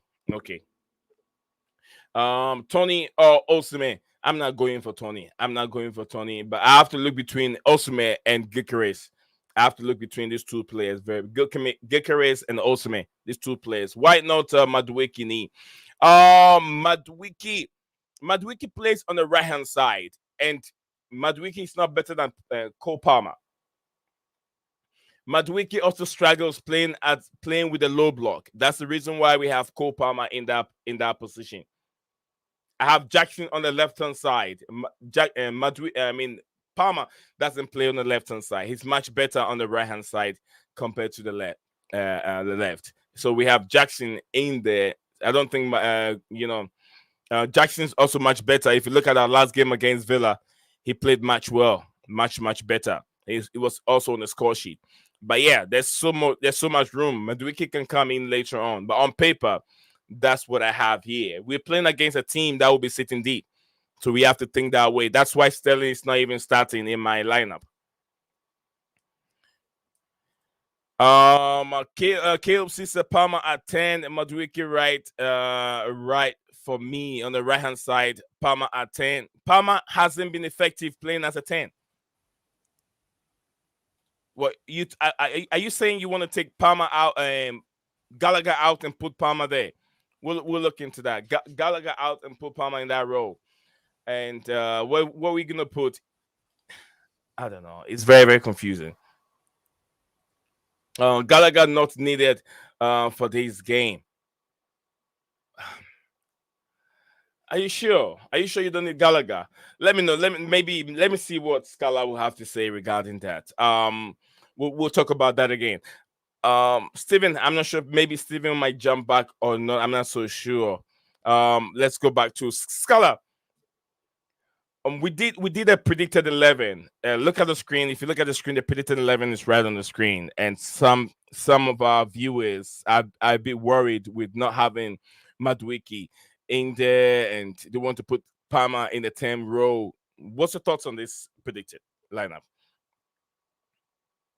Yeah, I mean, eventually I would like to see Palmer play 10 because everything about him screams like number 10 to me. But I think he's the only one who is consistently playing well for you guys. So, and I think he's doing his best work from the right wing.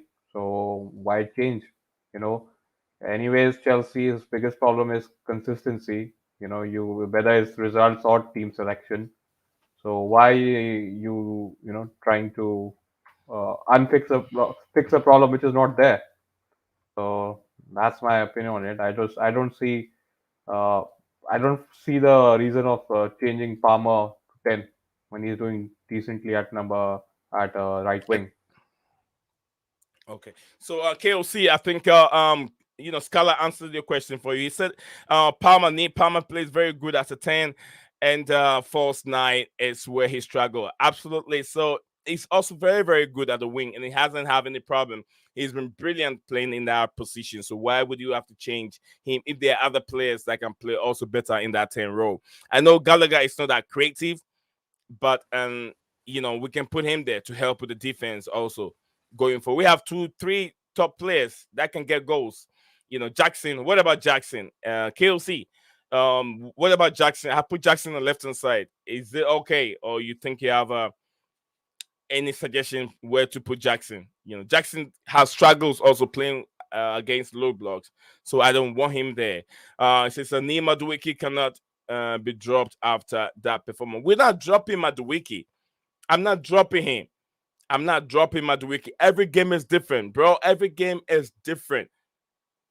You can, if you guys remember, under Graham Potter, there was a certain game that we played very, very well, either Lampard or Graham Potter, and we paraded the same starting lineup. Maybe this season, remember we played Manchester City. We played very well at the Bridge. We paraded the same starting lineup against a different team, and it did not go on well. So you have to remember, every game is different. The fact that Madueke was very good against Villa, it doesn't mean he's going to be that good against Crystal Palace. Remember that. It's always a different ball game. Let me go to DJ. DJ, what's your thoughts on what the viewers are saying regarding this formation, Jackson, and the Palmer, and the 10 row, and the wing, and everything that the guys are saying? DJ.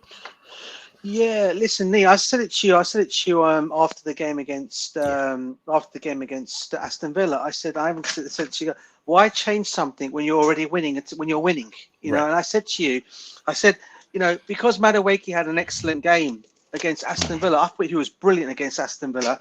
Why drop him? For once, I actually want to see. I actually want to see Poch playing a team week in, week out, keeping the same lineup. Only make changes if you're forced to make the changes. And I'm talking about injuries to players, or players that might be out, or players that might be out of form, right? I think we saw against Aston Villa, both Madueke and Madueke came into his own in that game, and he was absolutely brilliant. I thought he was one of our better players on the night. In fact, the whole team played well that night. So I can understand what the viewers are saying. I would also still keep Gallagher in that team, only because Gallagher had a good game against Aston Villa, and he scored his first goal as well. So that might give him the confidence to go and get maybe some more goals. But I wouldn't change too much on it. The only one, as I said, the changes that have to be made there, I'd say, would be obviously Badishli, we know, is out injured. So you either bring Levi Corwell or you bring in Thiago Silva. The other one I would agree with on is maybe bringing in Nkuku in there and maybe putting him up front. But then you drop Jackson, but Jackson was good as well. This is a very tough one to call.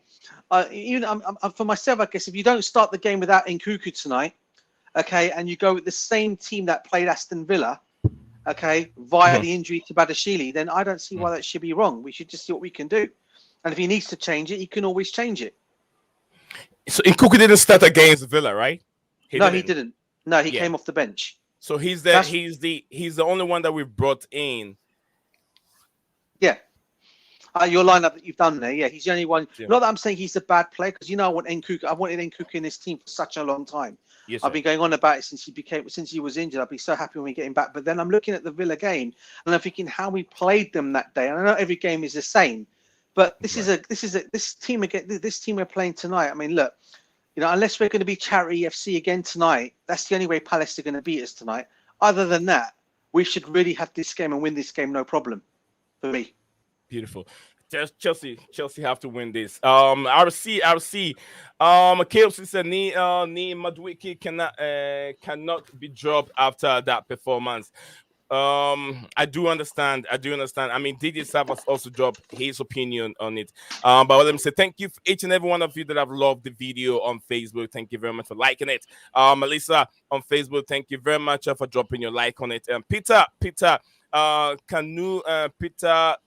Karuki, thank you very much. Then Dan, thank you very much for liking the video. everyone on liking it. Guys, please, if we also Facebook, we're streaming live on Facebook, X, and YouTube. Guys on YouTube, please do not forget to drop a like on the video. It's very, very important to help the channel grow. It's very, very important to drop a like. And also, if you're first time coming on, don't forget to subscribe to our channel and keep your bell notification icon. If you haven't done that also, and you're already a subscriber, make sure your bell notification icon is always active so you don't miss anything from the channel. I feel Gallagher is more like a box to box like Kovacic. Don't know if 10 will be his best position. Think he can maybe play better under a different system. That is coming from RS. Thank you very much for that wonderful comment. KFC said yes, Jackson. Left wing, perfect for him. KFC said, got the okay, yeah, guys, get the likes up, everyone, please, get the likes up, very important. 12 likes. Let's try and get 15 if we can, or maybe we can get 20. I think we can do better with the 20 likes. Big up to you, Maya. Thank you very much for coming back again. Says a big up me and the panel. It's always a pleasure to have Maya back on the show. Says a big up KOC. I'm ready for this game. We are ready. I think it's a max win. It's a 3 point. It should be 3 point for Chelsea. Let's go back to guys. We're still discussing if we want to know you guys' view on the just ended African Cup of Nations that ended on Sunday. We want to know your thoughts on it. How did you guys like the competition? If you watch any, even if you watch the finals, how did you like the publicity of the finals? Were you so satisfied with how the African nation publicized that competition? Let me know your thoughts in the comment section below. We'll go back to it. Let's go back to Scala. Scala, we're discussing African Cup of Nations that just ended. What's your thoughts on the whole? I think you've already you came in, right? You've already said something about the African Cup of Nations. Yeah, Sorry we about talked quite length on the AFCON, Yeah. and I think it was great. I hope it grows next year, and you get more and more players from it. That's the whole point of this I mean, to competition. me, So, as an African and coming from that continent, the African Cup of Nations has been impressive. It's always a big competition in the African continent because I'm coming from there, and that's a competition that lights up the place in every, I think, January. Everyone is waiting for it, and that competition or that continent have produced tons of world class terrific players that have played in the highest level. And if we want to sit down and start mentioning names, we're not going to finish. DJ and I, we can sit down and start mentioning names from from 1990s until now. Yes, there has been only one Pele in the world, one Pele, and another Pele coming from the African continent. Yes, that's the only continent. Two continents have produced Peles in the world. One from South America, Brazil, and one from Africa, Ghana to be precise. There's no any other Pele anywhere. Yes, it's only two of them. AJ, thank you very much for coming on and say, said I'm a United fan. Yes, I know, AJ. It's always nice to have all of you joining back on the phone. Mr. Felix, I know Mr. Joao Felix with the profile picture. Thank you very much for joining the platform. If you're new, please do not forget to subscribe to our YouTube channel and keep your bell notification icon active at all time. We're always expecting more new subscribers each and every day. If you don't have to be a Chelsea fan to be on this platform, it's always made for all football fans. If you're a football fanatic, yes, this is your platform to join. Felix said hello. I think Madueke should be in your lineup. Everyone is rooting for Madueke. I know, but where do I put Madueke? I didn't have Madueke in this lineup, but it's a chance for Madueke to come in. The reason why I don't have Madueke is because of the team we're going to play against. We're playing against a low block team, and there are players, 3 players in our team, or even 4, that struggle to play against a low block. Yes, these players are Raheem Sterling, he struggled. Madueke also struggles a bit. And Modric, he struggles against the low block. And if you're going to play this team, you need players that can play in those small, tight spaces, that can get finished chances. And I don't think Madueke will be the guy to play in that position. And if you look at the right-hand side, it's Cole Palmer have done a better job on the right-hand side. That's why I put Cole Palmer on the right-hand side. In the middle, Gallagher, I'm maintaining. A lot of you guys want me to maintain Gallagher because he was so fantastic against Aston Villa. That is why I've kept Gallagher there. Jackson also very good on that day against Aston Villa. And the reason why I have Nkunku, and I know DJ Saab said it's not a bad player. It's not because of him being bad or him being good. It's because of the team we are going to play against. Chelsea's playing against a low block team, and you need someone who is much better playing with this kind of team. We've struggled right from beginning of this season that we cannot break a low block team down. And Madueke has been part of the team who has been playing from beginning of the season till now and could not get the best out of a low block team. So why not try Kunku? Let's try that. Let's try that. It says AJ said we are cooking right now. Absolutely. Felix said, I think Madueke should have been in your starting lineup. All right, I've explained why. Madueke on right wing, coming from Maya. Todd Labor said, hi Nee, hi everybody in there. It says hi Stephen. My Forest team lost 3-2. Sorry, I feel bad. Forest, Nuno Esperanto Santos has been trying very hard, but I don't know. They got too many players. Todd, remember your team's got too many players at the African Cup of Nations. I'm sure by a week time they will be coming back. Okay, to a 3-2 to Newcastle. We tried, but our defense need to be much better, especially against Manchester United and those big teams. I think Forest will be fine. Forest will be fine. Just with a couple more days, the guys will come back and Forest will be fine. Felix said last time Madueke played against Palace, he won us the game. Knee. All right, I understand. I'll put Madueke in. I'll make some tactical changes here. I'll take because I have to listen to the viewers. I'll do some changes and put Madueke in there and take Ikuku out. Probably put Jackson in that role. I'll try and do that. Just one thing, Nee, on Nottingham Forest. Yes, sir. So happy to see Hudson-Odoi score 2 goals in 2 games, man. Brilliant. Yeah. He's, well, don't forget he's a former Chelsea player. He's a Blue. We all know that. He came through it. He's come through the ranks. Glad to see he's actually finally getting an opportunity at a good club, and he's now scored 2 goals in 2 games now. And that goal against Newcastle on Saturday, I think they played, was an excellent finish as well. What a finish that was! Big up to him, by the way. Don't you think he has found his level?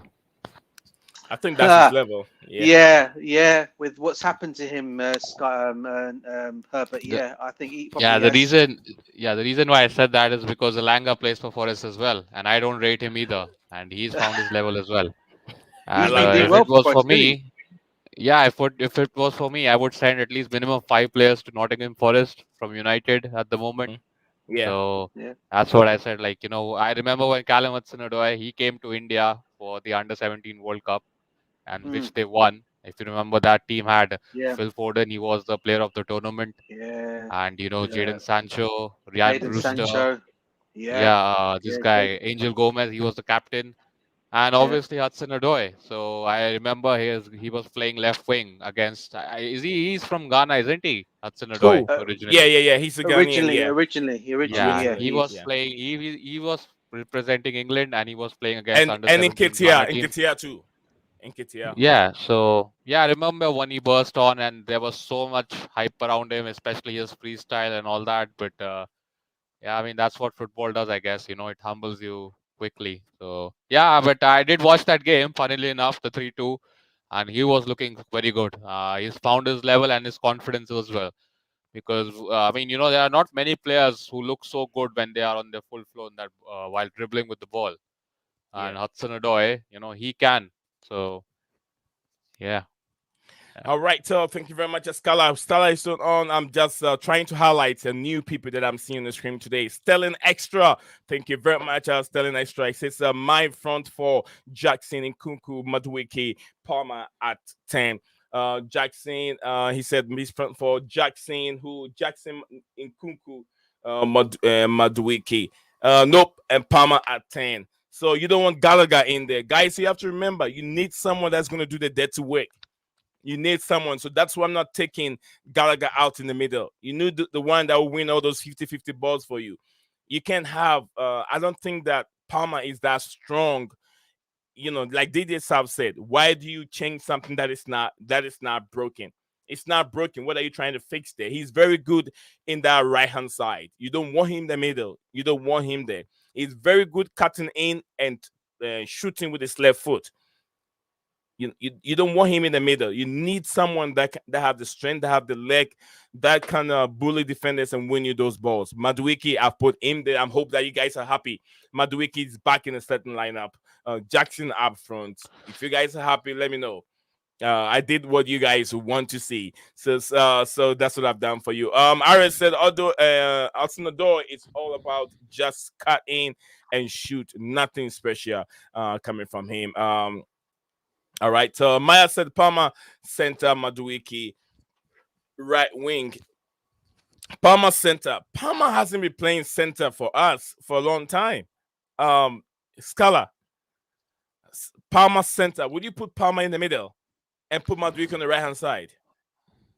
Yeah, ideally I would like that because you already know my thoughts on Conor Gallagher. I have never rated this player. I think he's just a passion merchant. He just reminds me of Scott McTominay, and he should not be starting for Chelsea, at least considering the amount of good midfielders you have. But you have to keep in mind there is some amount of consistency you have to build. Otherwise, what's if you keep chopping and changing, you would like if again it would be like what Chelsea are you going to expect today? So Yeah. ideally I would like to see Palmer at 10 and Yeah. I mean I don't mind this lineup as well.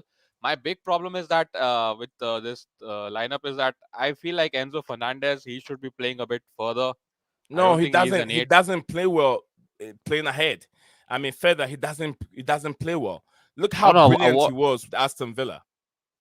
yeah, I mean, no, my every time I watched him, he Mhm. just reminds me a lot of Paul Pogba. I mean, the way we try to use Paul Pogba because he was so athletic, we thought he could do a box to box.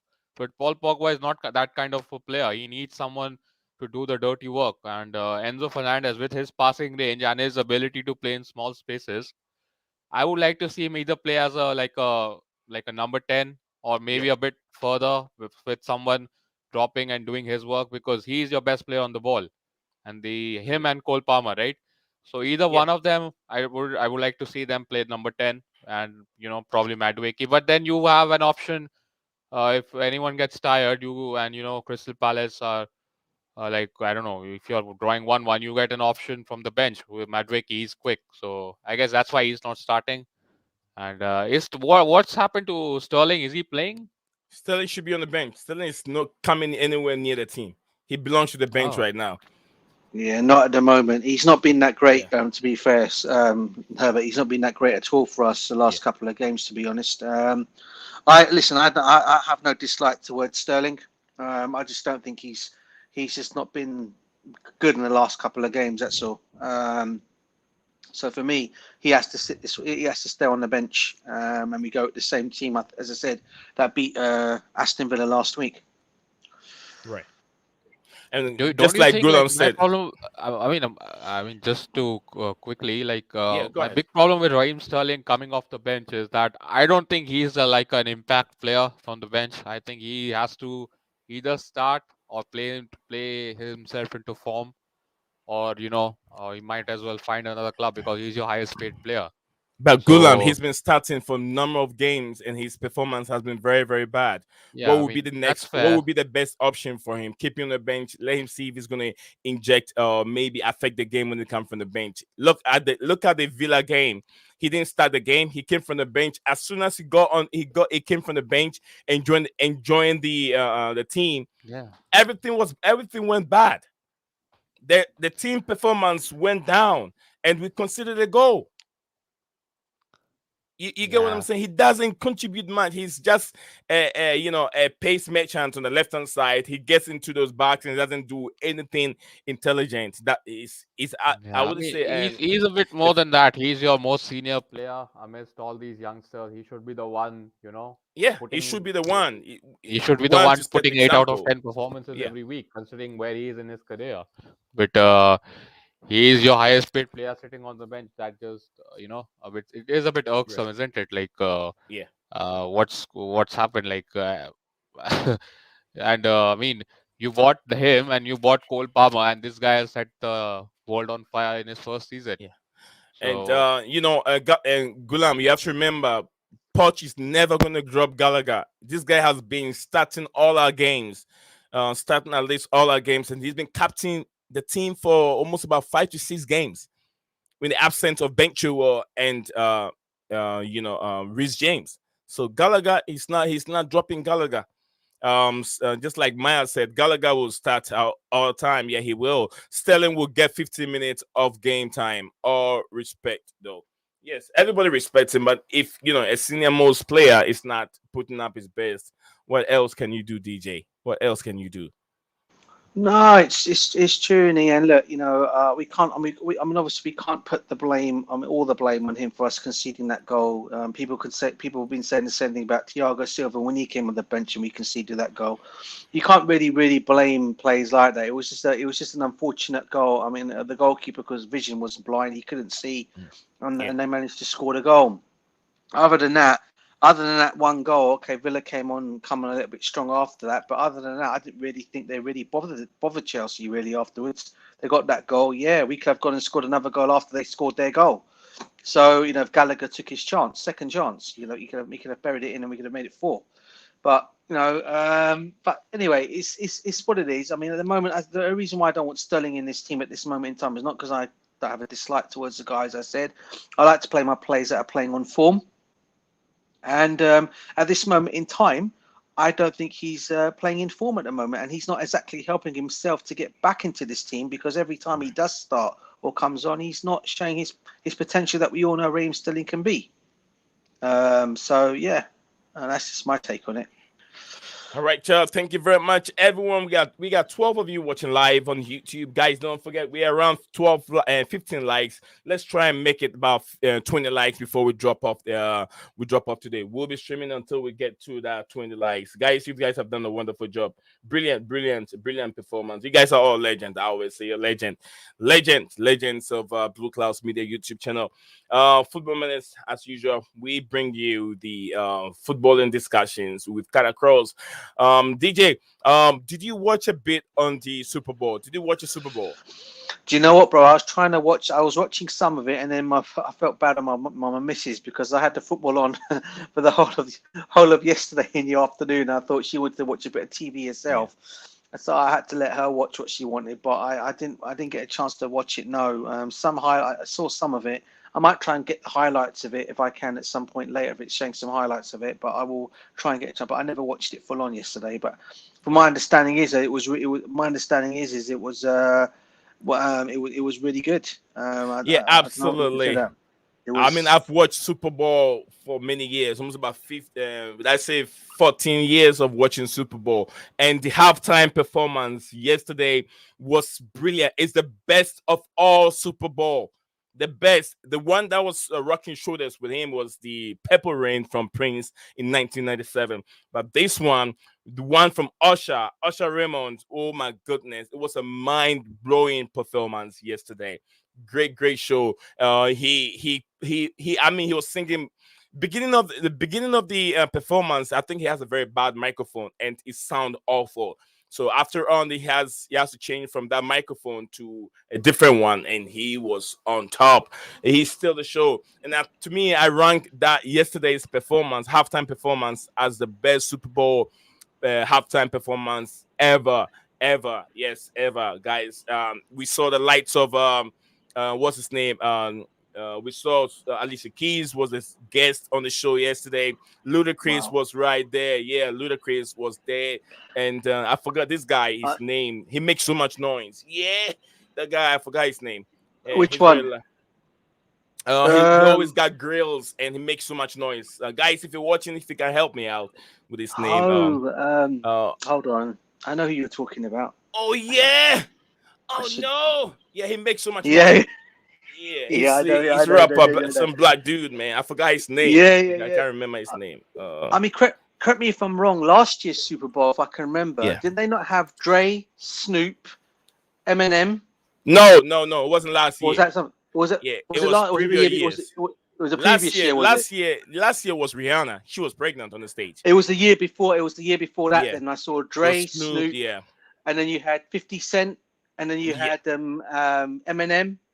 Yeah, I remember, and I think Mary J. Blige was on there as well, wasn't she? If I can remember, was I it Mary can't J. remember. Blige? I didn't remember seeing Mary J. Blige, God, mate, you but brought some. No, this is going 2 years back, mate. I mean, listen, you're bringing back some old stars there, mate. One of my old, I tell you what, mate, you favorite rap stars and all that, mate. They're my time, mate. All them people I've just mentioned in my time. And yeah, I'll throw Tupac into that as well when he was my time. Biggie, Notorious B.I.G. I can go on, mate. Naughty by Nature, R.I.P. mate. There go on, Nothing by nature. Yeah. no, I know, RIP. But yeah, But fair enough. it was a great performance. But Cool. I tweeted this yesterday on my Twitter feed. I was like, why would people invest so much money into a game that people know the outcome already of that game? The outcome was just there for Kansas City Chiefs to win it. They just prolonged the game, having an OT overtime to just excite the viewers, the fans, to make them happy. But the outcome of it was Kansas City Chiefs to win it for the third time. That has never happened in American NFL football. It has never happened. No one has won it 3 times in a row. No one has ever done that. And Kansas City Chiefs, KC, have done it. It was all drama between Taylor Swift and what's his name? Trevor Kelsey. Trevor Kelsey's Kansas City Chief team. It was all that drama, and people were even thinking that Trevor was gonna propose to Taylor Swift yesterday in that game after winning it, but we did not see it. But I saw that. I saw the kisses and all that stuff. I took these pictures on my TV yesterday. Let me share that images with you guys. Let me see if I can. Let me share that real quick. This is coming from a different. So, guys, if you're wondering who Taylor Swift's boyfriend is, it's Trevor Kelsey. The two brothers that met in the finals. That's it. That's one of the images. Those are the two brothers that met in the finals. It was one played for the Eagles and one played for the Chiefs. Those two met, I think, 2 seasons ago, where Trevor Kelsey's won that game against the Eagles in the finals. So yeah, but anyway, DJ, it's a beautiful stadium. The stadium I've been in there before. Yeah. I've been there. Very, very beautiful stadium. It was. I went to watch Chelsea played last season. Chelsea played Club America. Last 2 seasons, Chelsea played Club America in this stadium. It was a beautiful stadium. So yeah, it's all about these two people. The Super Bowl was all about these two people. You can't dispute of Taylor Swift, can you? No, you can't Not take at all, anything out. mate. Yeah. Not at all, mate. Not at all. I have to say No. that. And the publicity the money that she made or she have brought to the NFL was way too much for any other team to win the Super Bowl besides KC, which is the Kansas City Chiefs. There was no way that any other team, wherever Taylor Swift goes, she doesn't lose. So I told people, what makes you think that the 49ers were going to win this game? If Taylor Swift is involved, and she's been with Kansas City from beginning of this game, of this competition till now. What do you make you think that 49ers are going to win? And 49ers have won it 2-3 times before. So and right now Joe Biden is I think is it Democrats are thinking of bringing in Taylor Swift to be part of the campaign. Wow. Because she's got millions of subscribers, followers on all social media platforms. So they're now trying to bring Taylor Swift on board for the election. How is that going to go? Oh my God, yeah, mate. I don't know. Hopefully, her beef with what's her name's all over. She had some beef with what's her name, didn't she? What's the other one? Katy Perry. Some time back. Oh. Yeah, she had some beef with her. I think they've all sorted it out now. Do you know how that beef all started from? Oh. Yeah, Todd Labor said I can't stand these people. I can't stand Taylor Swift, to be honest with you. I usually don't say her name. I just recently started saying I call her that girl. I can't stand her. No.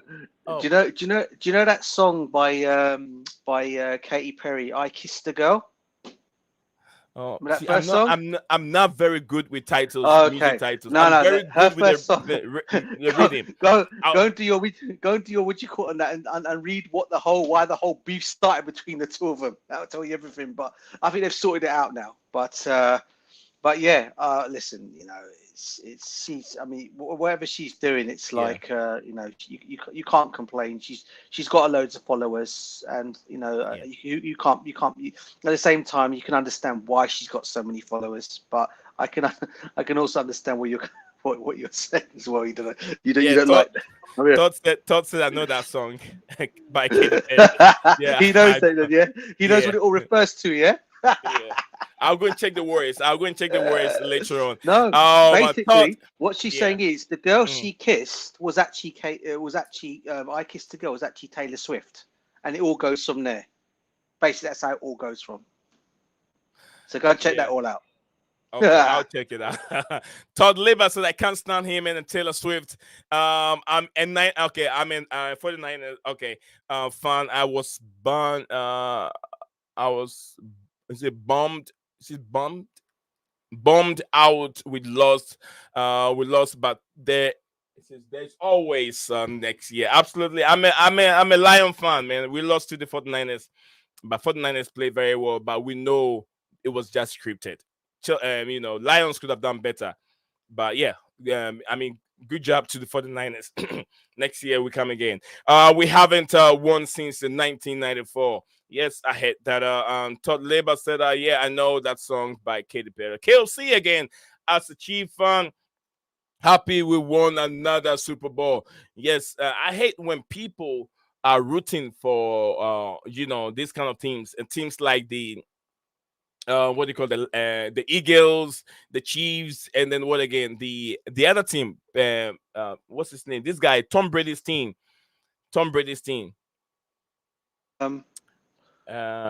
What's Tom Brady's team again that won the Super Bowl back to back many times? Oh God, you forgot probably know this more the than you probably know this more than me, mate. I'm gonna lie to you. You would do know more this more than me. What's his name again? Is it Buccaneers? Buccaneers? Buccaneers. That's the Patrons. Yeah, the Patrons. Yeah. The Patrons. Yeah, The Patrons. Yeah, the Patrons. Okay. Yeah, the Patrons. We got too many fans of the Patrons because they recently won the Super Bowl many times. But I'm a Lions fan. I'm not a Patron fan. I'm not a Buccaneer. I'm not a Kansas City fan. I'm a real Lions fan. And the last time we won the playoff was 32 years ago. But we finally broken that, James. We've won it this season. And even we were that close. We were that one game away from being the Super Bowl finals, which we lost to the 49ers. But do not worry. The Lions are building up strongly. Next season, remember, we beat the Chiefs. The first game of the beginning of the NFL, we beat the Chiefs. Yeah, we beat the Chiefs by 1 point. So if you guys can remember, Lions beat the Chiefs with all those rookies, the young players that they have. We beat the Chiefs by just 1 point. But that's just, by the way, we've talked about football, NFL a little bit. We're going to move on from NFL. Yes, I don't want to lose all my viewers because of NFL. But yeah, it's all about Taylor Swift, guys. If you're watching, do not forget. Entertainment, football. We discuss football and everything. So if you like entertainment, this is a platform to be. Don't forget to subscribe and like the video for us. DJ Saf, DJ, my brother, what else you want to say? What else you want to say in regards to today's game? Anything that we haven't talked about, DJ? No, I just think it's a must win, as we've said. Nee, it's got to be a must win. We got no excuses today. I've seen some things going around Twitter saying El Sacchio. And it means both managers could be in trouble today, because if Chelsea end up thumping Crystal Palace, let's talk that Roy Hodgson may end up going today. And if Chelsea El end up Sacchio. Sakiko, yeah. And if we say, for example, bro, we get battered by Crystal Palace, I'm not saying that's going to happen. I will not see for the life of me Pochettino surviving tonight if we were to lose quite badly tonight. I'm not going to lie to you. DJ, I don't think this man is going anywhere. I think, well, it depends on when we go in the table, because I think if we lose tonight to Crystal Palace with all their injuries and where they are in the table at the moment, don't be surprised, mate, because as I said, the board of kind of like had I don't know if you saw, the board of kind of like had a fallout between the two of them. Both Ed Barley and Todd Bowley are not on the same wavelength anymore, because one wants to get rid of Potts, the other wants to keep him, from my understanding is. So I don't know, mate. Let's see. Let's see. I hope not. I hope we just win. But I don't care about the manager. I just want my club to win tonight. That's all I want to see is my team win tonight. Absolutely. RS said, "Are you a Taylor Swift fan?" No, never will I be. Never will I be. I'm a Rihanna fan. 100%. I love Rihanna. I don't. To Listen. death. I don't mind Taylor Swift. I'm not gonna lie. Uh, I don't mind I Rihanna either. Yeah, So I it's all right. love Either Rihanna to way. death, man. I love Rihanna. I love Rihanna. I like Oh, what's her name again? Katy Perry. I love those Katy people. Perry. Oh, I'm Katy not Perry, I'm mate. not a Can't get Beyonce Katy Perry, fan. mate. I'm not a Taylor Swift fan. No, not me. Who cares? Peppo, big up to you, Peppo. Peppo in the building said, "Who cares if Poch lose? Who cares?" Need team like Peppo, big up need to you. Yes, need sir. check it. I think the team news is out, bro. I don't know if you got a chance to have a look at it yet. One change. He's Okay. made one change. I don't know who it is though. All right, I'll get it right now. I'll get it right on the screen. Guys, let me see. The team news is in, as DJ South just said. Guys, KFC said, like the stream, guys, 2 away from 20. Oh, big up, big up. Thank you very much. The team news is out. Team news is out. Yes. Let me share that with you guys. Let's see the changes that we had, or Please maybe don't. our He's made predicted one lineup will change. match any of this. Let's see. I think it's the defense, as we said, mate. I think you find it's probably going to be either Corwell or Thiago Silva in. Am I right? Yep, Yeah. Thiago Silva's there. Yeah, Thiago Silva is there, just like we said. Chilwell as a captain, considered. So let's start from beginning. Petrovic, Gusto, Yep. Disasi, Thiago Silva, Chilwell, Casado, Enzo Fernandez. Guys, Enzo Fernandez is there. Gallagher, I told you guys, Poch is Yep. never going to drop him. Maya even said it. Some of these guys also said it. Viewers said it. Maduiki in there. So finally, we got Maduiki, we got Palmer, and we have Jackson. So Same Nkuku lineup. on the bench. Brilliant. Same lineup, just the one change. But I knew that anyway. I had a feeling that was going to be the only change he makes tonight. Yeah. Because the team played really well against Villa last week. So, yeah. Big up to you, Maxime. Maxime watching us and liking the video on Facebook. Big up to Maxime on Facebook, and big up to Gun Jamicolo. I'm sure I pronounced it. I didn't butcher the name. Gun. Big up to you for liking the video. Thank you, very guys. All the fans, all the viewers on Facebook for liking the video. So this is your starting lineup. It's right there. And the substitutes, we have Beckstrom. We have Beckstrom there. We have Chaloba. Chaloba is back in there. Chaloba Cowell is also back in the Gilcraze, Alfie Gilcraze, Casadai. Casadai, the Italian international, is also in there. We have Kano Chukwumeka, Madwiki. Modric, and Sterling also on the bench, and Christopher Nkuku also on the bench. We have a strong bench, DJ, very, very strong bench.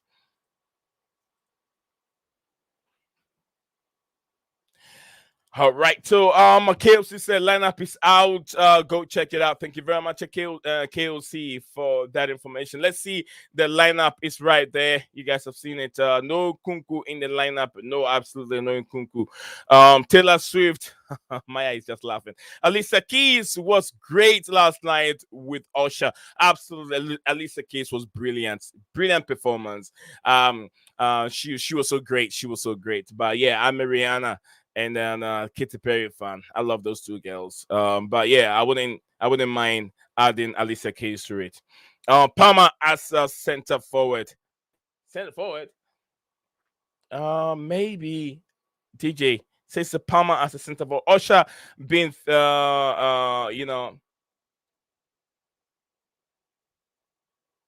is it finishing? Finishing though. Is it finish? I don't know. Maya, I don't think that came on well. Bench DJ Service trying to connect. All right, bench looking too strong. 1207 said, yeah, the bench is very strong. Maya said, wait, Jackson left wing. Yeah, Jackson will be on the left wing. That is what it's looking at. Madwiki playing.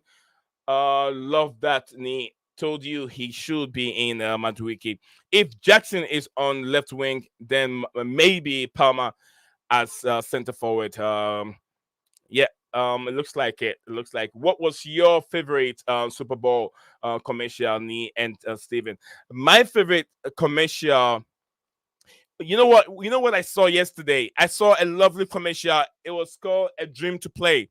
The name of the commercial was called "A Dream to Play." I saw a Messi one, but I'm more into the Dream to Play because NFL has partnership with Ghana, giving chance to young players that having the dream to play. So now NFL are recruiting, or they have an academy in Ghana set up for Ghana players to be able to draft into the NFL. So what they're doing is they will take them from here if they get better, and then put them in academies here in the United States for them to start playing NFL. They have taken the game to Africa, and that is what the commercial was so beautiful. If you guys don't see, the NFL stars were in the markets running after ball, they're throwing balls around, and they were jumping, trying to catch the ball and falling on tomatoes and vegetables and stuff like that in the market, and it was beautiful. So my best so far, I'll say it has to do with the market, the NFL partnership with the Ghanaian NFL. So I love that. I love that. Todd said I liked the Messi one and the Beyonce one. Yeah, I saw the Messi one too. The Messi one was a little bit too normal because we all know what Messi can do. We know Messi. Beyonce one is beautiful. The one that did I break the internet?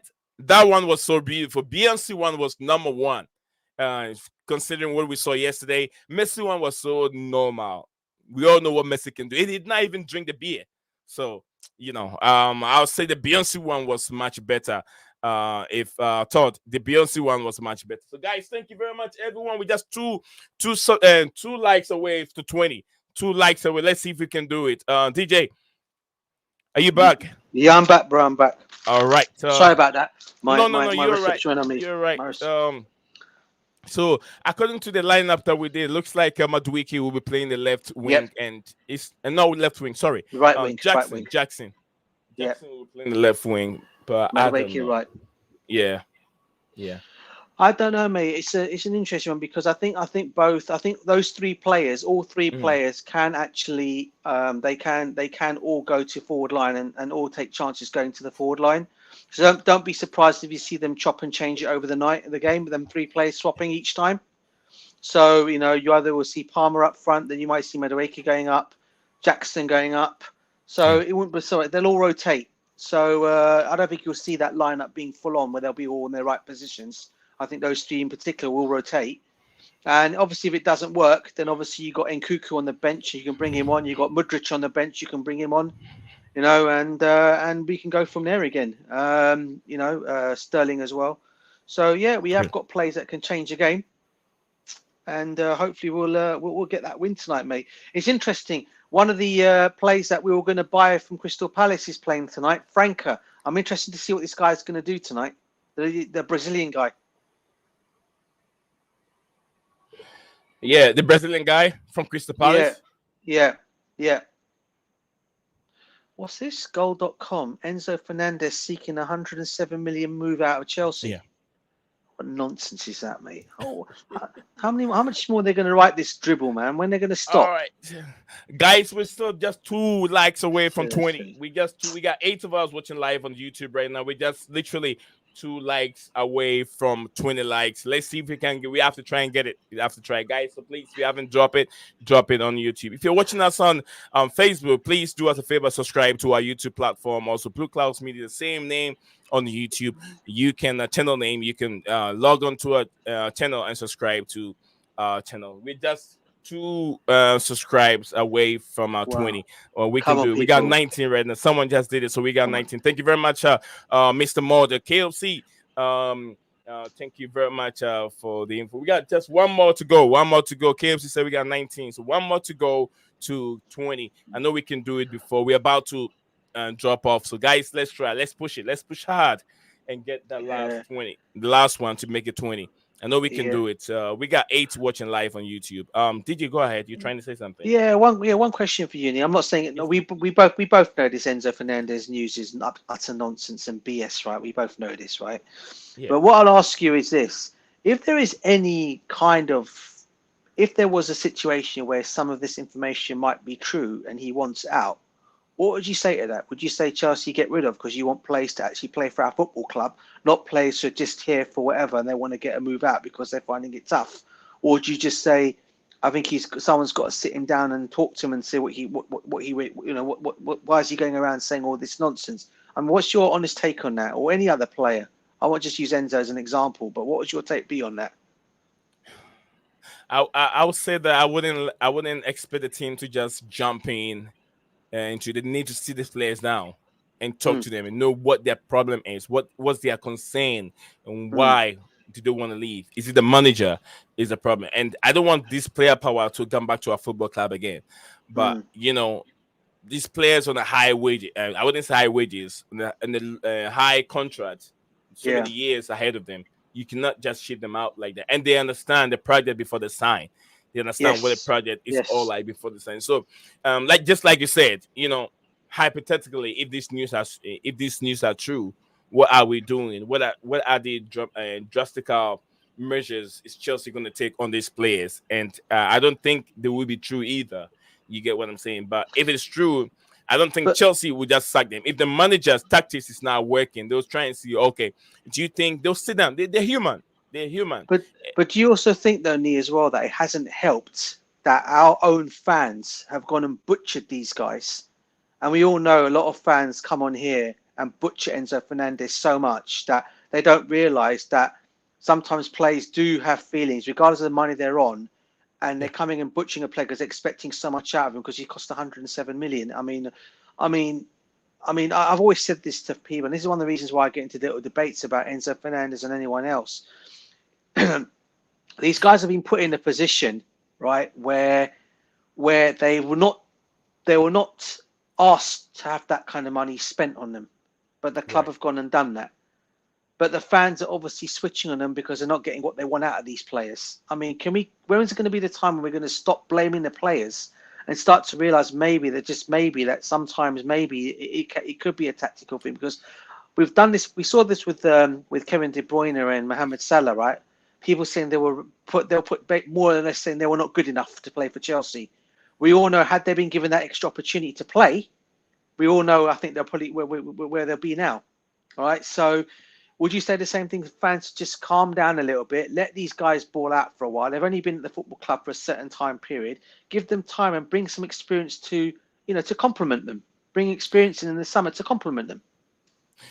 DJ, you're spot on. You and I have said this many times on this platform that it will take time for us to see our Chelsea that we know back. And Didier Drogba said it in one of these videos that I watch on YouTube. Not YouTube, on Twitter and X.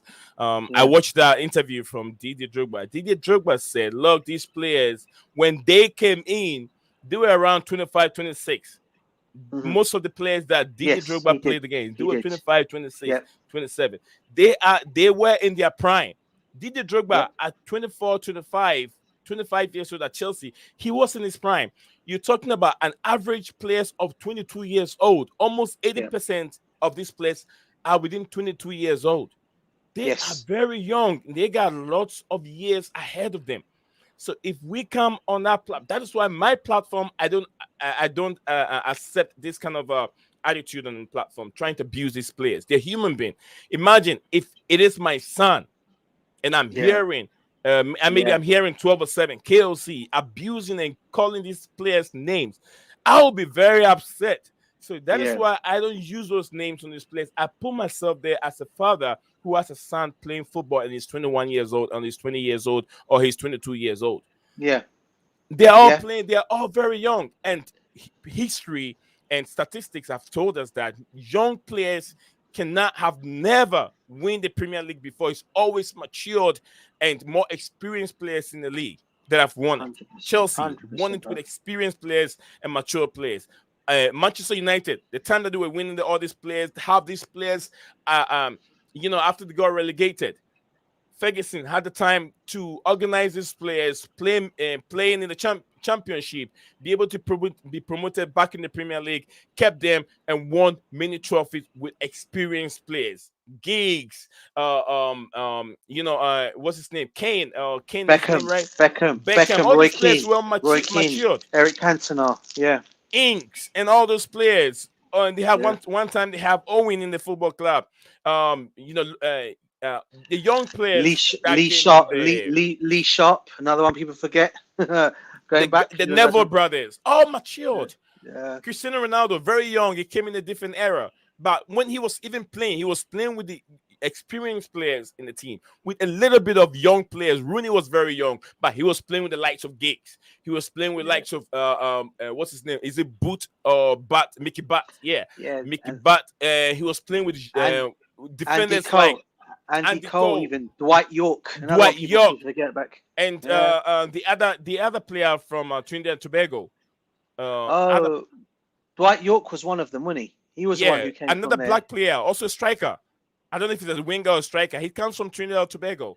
Oh, yeah, from I Man forgot United. his name. Very brilliant player. He's a black guy. Very, very nice guy. Yeah, I remember Very, who very you're nice. talking Nice about. person. Yeah, He come from Trinidad and Tobago. He plays for Manchester United. Guys, thank you very much. We got yeah, 20 big likes up, on the dot. Thank you 100. very Yeah, much for helping out. Yeah. I for, I know who you're talking about, bro. He'll come to me. I'm probably going to remember him after we finish yeah, the another stream. black guy. He came from Trinidad and Tobago. He scored lots of Yeah. goals for Manchester United. Many Yeah. goals, many goals. So it will take time, guys. Let them play for 1-2 seasons. It's to be honest with you, this is their first season. All these players have come in and playing together. This is their Yeah. first season playing under one manager. They're yet to understand his style of play. So Yeah. let's drop the abuse and support these players. Let's support them. To be honest with you, look, I saw Gallagher a kick an awful penalty against what's his name again? This team, North Carolina team. Oh, yeah. You Yeah. mean you talk about The the preseason game? preseason. Yeah, I was Yeah, right I remember there. that one. And he had He that. Yeah, what a penalty that was. Oh my god. Yeah, I remember that awful one. penalty. But I did not abuse this guy. I tapped him on the shoulder. I told him, look, do not worry, guy. It's just a penalty. The fans love you and they all support you. Fans. Tell them this. Tell them, encourage them, but not to try and demoralize their spirit. Encourage these players, get better. That's what I'll say. Yeah, to you guys. Encourage them. unfortunately, we got an impatient fan base. I mean, especially you got fans that have supported the club from 2004 when Chelsea Right. were winning trophies. They have no patience to give these players an opportunity. And this is why I always say every time, we can't keep throwing these players under the bus. Support them, back them, give them support. They need it. They're in a club. They're at a club at the moment that's going through turmoil still, regardless of what people want to Right. think with the change and everything. And they're trying to also play their style of football. Already had 4 managers they've been playing under, so that's not been great either for them. And we it isn't like we're going to have this manager's going to be sticking around for too long, because I don't think he will personally. And again, they're going to be going through change again in the summer if the manager's going to get changed. Yeah. So there's going I to be just a few more coming in. And remember, I've read something that Chelsea can spend 300 million in this upcoming summer transfer window. Yes, even without the sale of Gallagher, without the sale of who again? Amanda Brozier, Amanda and Brozier. even Gilmore, whose price tag is now 35 million, release clause. 35 million, and no, not Gilmore, sorry, Matson, Matson at Borussia Dortmund. Yes, and let's not forget Lukaku. Let's not forget Kepa. So without the selling of all these players, Chelsea can still spend 300 million in this summer transfer window. So there's still going to be more players coming in. Definitely a striker will come in. But guys, we got another topic we had to talk about. Gyökeres, Victor Osimhen. Who will be the right player that Chelsea need to bring in? Who should be DJ? It's something I want to bring it up here. You're talking about the Sporting Lisbon striker, aren't you? Yeah, the Sporting Lisbon striker. He's a little bit cheaper compared to Victor Osimhen. Will Victor Osimhen? I've said it from the beginning, Nee, and I'll continue to say it right now. Victor Osimhen is my guy to come in the summer. Whatever, regardless. He's just. I've watched enough of him to realise he can come and do it in the Premiership, and what a player he will be. He's just, as I keep saying, he had no service for yesterday's game. He's not had the best of AFCON games. I get that. His AFCON hasn't been that great this season, right? However, practice not good on AFCON. I get that, but mate, let's be honest with you. When you come to the Premiership, it's going to be. He's going to come to the Premiership. He's going to get the service. He's going to get the likes of Nkuku, the Palmer, and players like that, setting him up to go and score goals. But then I'm also hearing that he may not come if we could be getting priced out of a move for him, and there's talk of Vlahovic possibly being a target again for us in the summer. Vlahovic, I don't know what you make of that. Oh, Vlahovic, I'm not interested in him. I'm not. Yeah. I'm not. Yeah, he's been mentioned again. Yeah. But for me, no, Osimhen. I've said it from the beginning. Osimhen is my guy to bring in. If we can't get him, I look at Ivan Toney, another one, who's obviously got the Prem experience. But my understanding is, his heart is all set on a move to Arsenal. So let's see what happens on that. Brilliant. Thank you very much, DJ Sav. Guys, this is where we're gonna draw the curtains. But guys, please, what's his name again? Someone from Facebook is spamming my link. Please do not drop any link. I don't know how that happened even there. I have to go and check it on Facebook and see why the person did that. Please, I don't like that. If you have a link, your own channel link, do not drop it in my link. It took me years to build my platform. So if you just one thing for you, Nee. Yes, sir. One thing for you. If Guy Koris does come from Sporting Lisbon, that will only happen if we end up getting the Sporting Lisbon manager as our manager, because there's strong links of him coming to Chelsea in the summer, Amorim. So don't be surprised if he follows him to Chelsea. Who was that again? Sorry, DJ. Can you repeat yourself, please? The Portuguese manager from Sporting Lisbon, Amorim. He's been heavily linked with the move to coming to Chelsea as our manager in the summer. Don't be surprised if Gyökeres follows him to Chelsea as well. That would be the only way that deal could happen. The Sporting Lisbon striker, and he's good. I do rate him, but do I think he's ready for Chelsea? I don't know. That's another one on me. I don't know, but he's a good player. I'm not going to lie, for where he's at the moment. Yeah, I've been looking at that Gyökeres guy, is a DJ. The guy, I've been watching him many times now, and I like his footworks, but that's Sporting Lisbon, yeah. I like his footworks. Yeah, he's good. He is good, but I don't know. Is he the answer for us? I don't know. I don't know if he is. But the way it's all going, it looks like the club want to get Osimhen in. So, and I said he's been my first choice all along. So if we get him in, I'll be happy. Great. All right, guys, it's been a wonderful day, wonderful stream. This is where we draw the curtain so you guys can watch, feel comfortable and watch the game. Hopefully, I'll see if I have the strength. I might create another stream for the the match reaction, the review of the game, so I can concentrate on something else tomorrow. Only if I have the strength, because I'm a family man, and every family man that comes first. Family comes first. But if there's no much going on, I'll try. Why not? I'll try and create another stream so we can review the game and match reaction for you guys all to come on and have a say. So, I always say, man, I love you guys all, and we'll be back again. I always say, little desperados and hang on to hope. Did you yourself want to say something? No, I was just saying, if you do happen to do another stream, say you do decide to do one after. Just message, email me the what do you call it, bro? The link. Send it to me by the link here. Yes, what do you call? I can jump on and come and join you. Yes, sir. Much love, DJ. Thank you. I don't know how much to say. How much I can thank you for. I don't know, but nah, mate. I appreciate you having me on your show. You just get off work, and then as soon as you get off, or you saw me live, you're clicking on it. Thank you very much for your support. It's not easy doing this, but if you have dedicated people like DJ, when they have a chance, they will. But he's a family man too. That's why I always appreciate what he does. So thank you, DJ. Yeah, no worries at all, brother. My daughter and my wife are away at the moment. Anyway, my daughter's gone. In fact, my wife's gone to the gym, and my daughter's actually at my mother-in-law's house. So I had the time to come and speak with you. I would have still spoken to you despite them being here, because I speak to you many times when they're here. So it not made a difference. But yeah, it's just great to come and chat to you again as always, bro. And okay, DJ. You do a great job, bro. You do a great job. Up to Chelsea. Thank you. Appreciate it. Up to Chelsea. Guys, thank you very much. We'll be back again later on, maybe after the game. See you, macho. Lil Desperados. I always say, hang on to hope, guys. Don't worry too much about tomorrow. Worry about now. Bye for now. What's up, guys? Welcome back to Blueclouds TV.